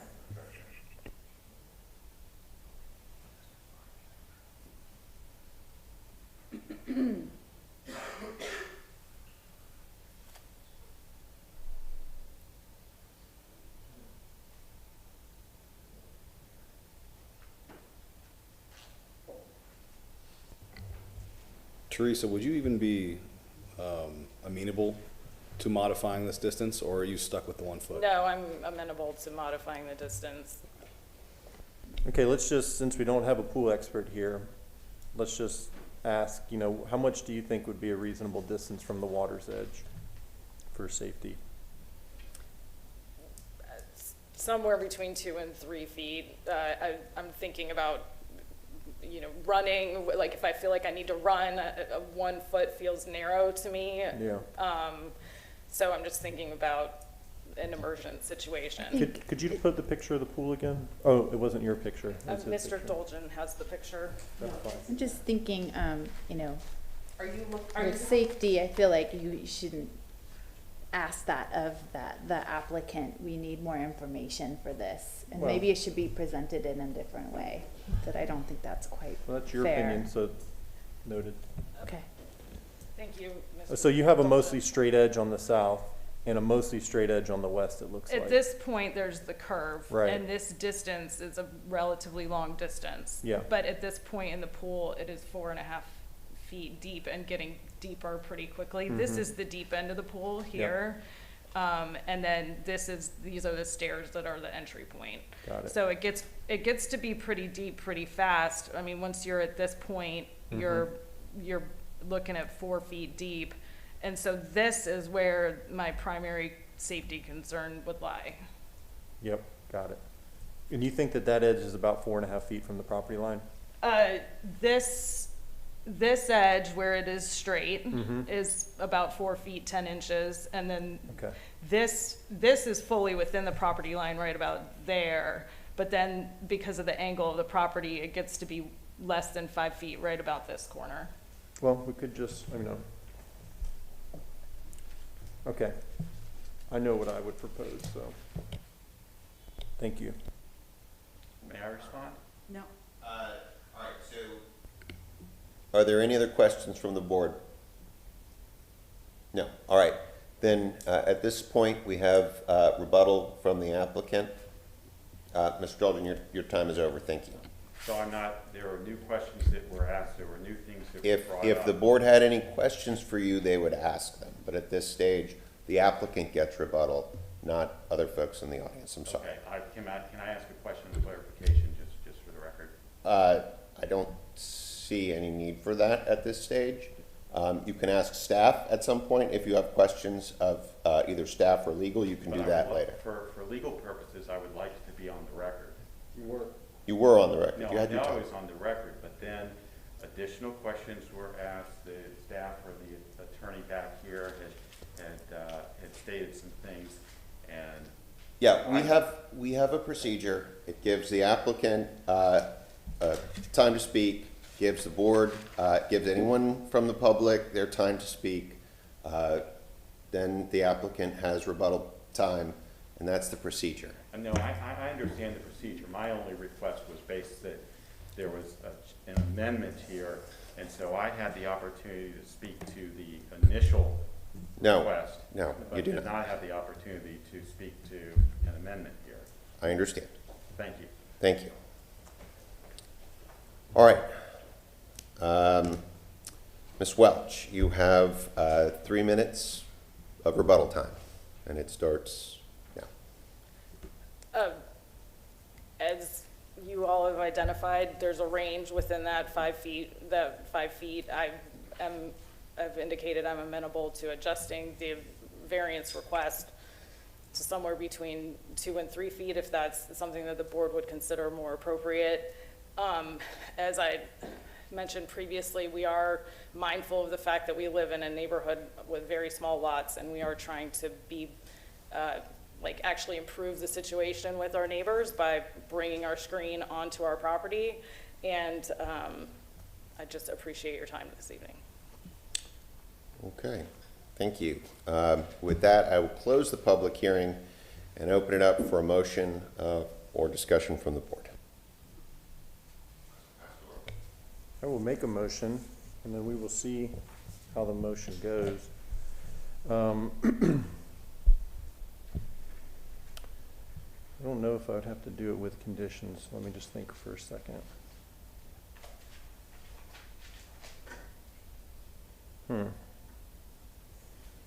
Well, Ms. Pettis, if I was to propose a distance less than 1 foot that was noticed, would that just be a part of an approval without a condition, or would that be a condition? Kamaria Pettis-Mackel from the City Attorney's Office. If you're revising the reduction of the setback according to what the applicant has previously asked for, she could, you could ask the applicant if she would have, I mean, it's a reduction of what was previously asked. Right. So it's within the reduction that's already. Yes. You're reducing her original request. Right, so is that a condition, or is that without? No, that's just your motion. Okay, got it. I move that variance request for case VRB 21-118 for property located at 4808 West Dryad Street be granted as depicted on the site plan presented at the public hearing for a reduction in the side yard west setback from 5 feet to 2.5 feet, and a reduction in the rear yard setback from 5 feet to 2.5 feet with encroachment of eaves and gutters, based upon the applicant presenting competent and substantial evidence in the record, and at this public hearing of unnecessary hardship or practical difficulty when considering the 5 hardship criteria set forth in section 2780 of the city code. Specifically that this is an existing pool from the 1980s, is built with this house from the 1980s that the owner did not build and purchased. They've removed a more non-conforming screen that was on the property line and are proposing to reduce that 2.5 feet in each direction for the safety and welfare of the family and the use of the pool, and also the safety of surrounding neighbors as the screen protects drowning of children.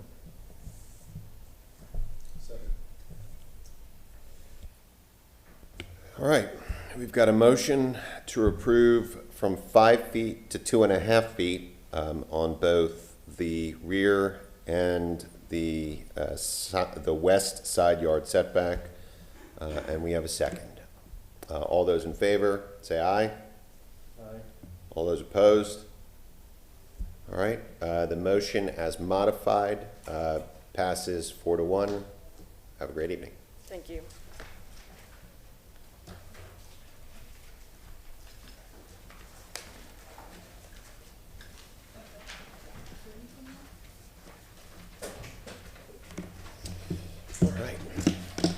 All right. Anything else? Adjourned.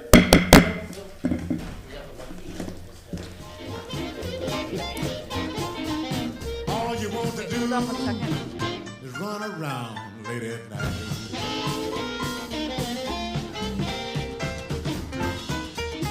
You recognize her. Thank you, Mr. Chair. Jennifer, looking at the map that's in front of us, the upper left corner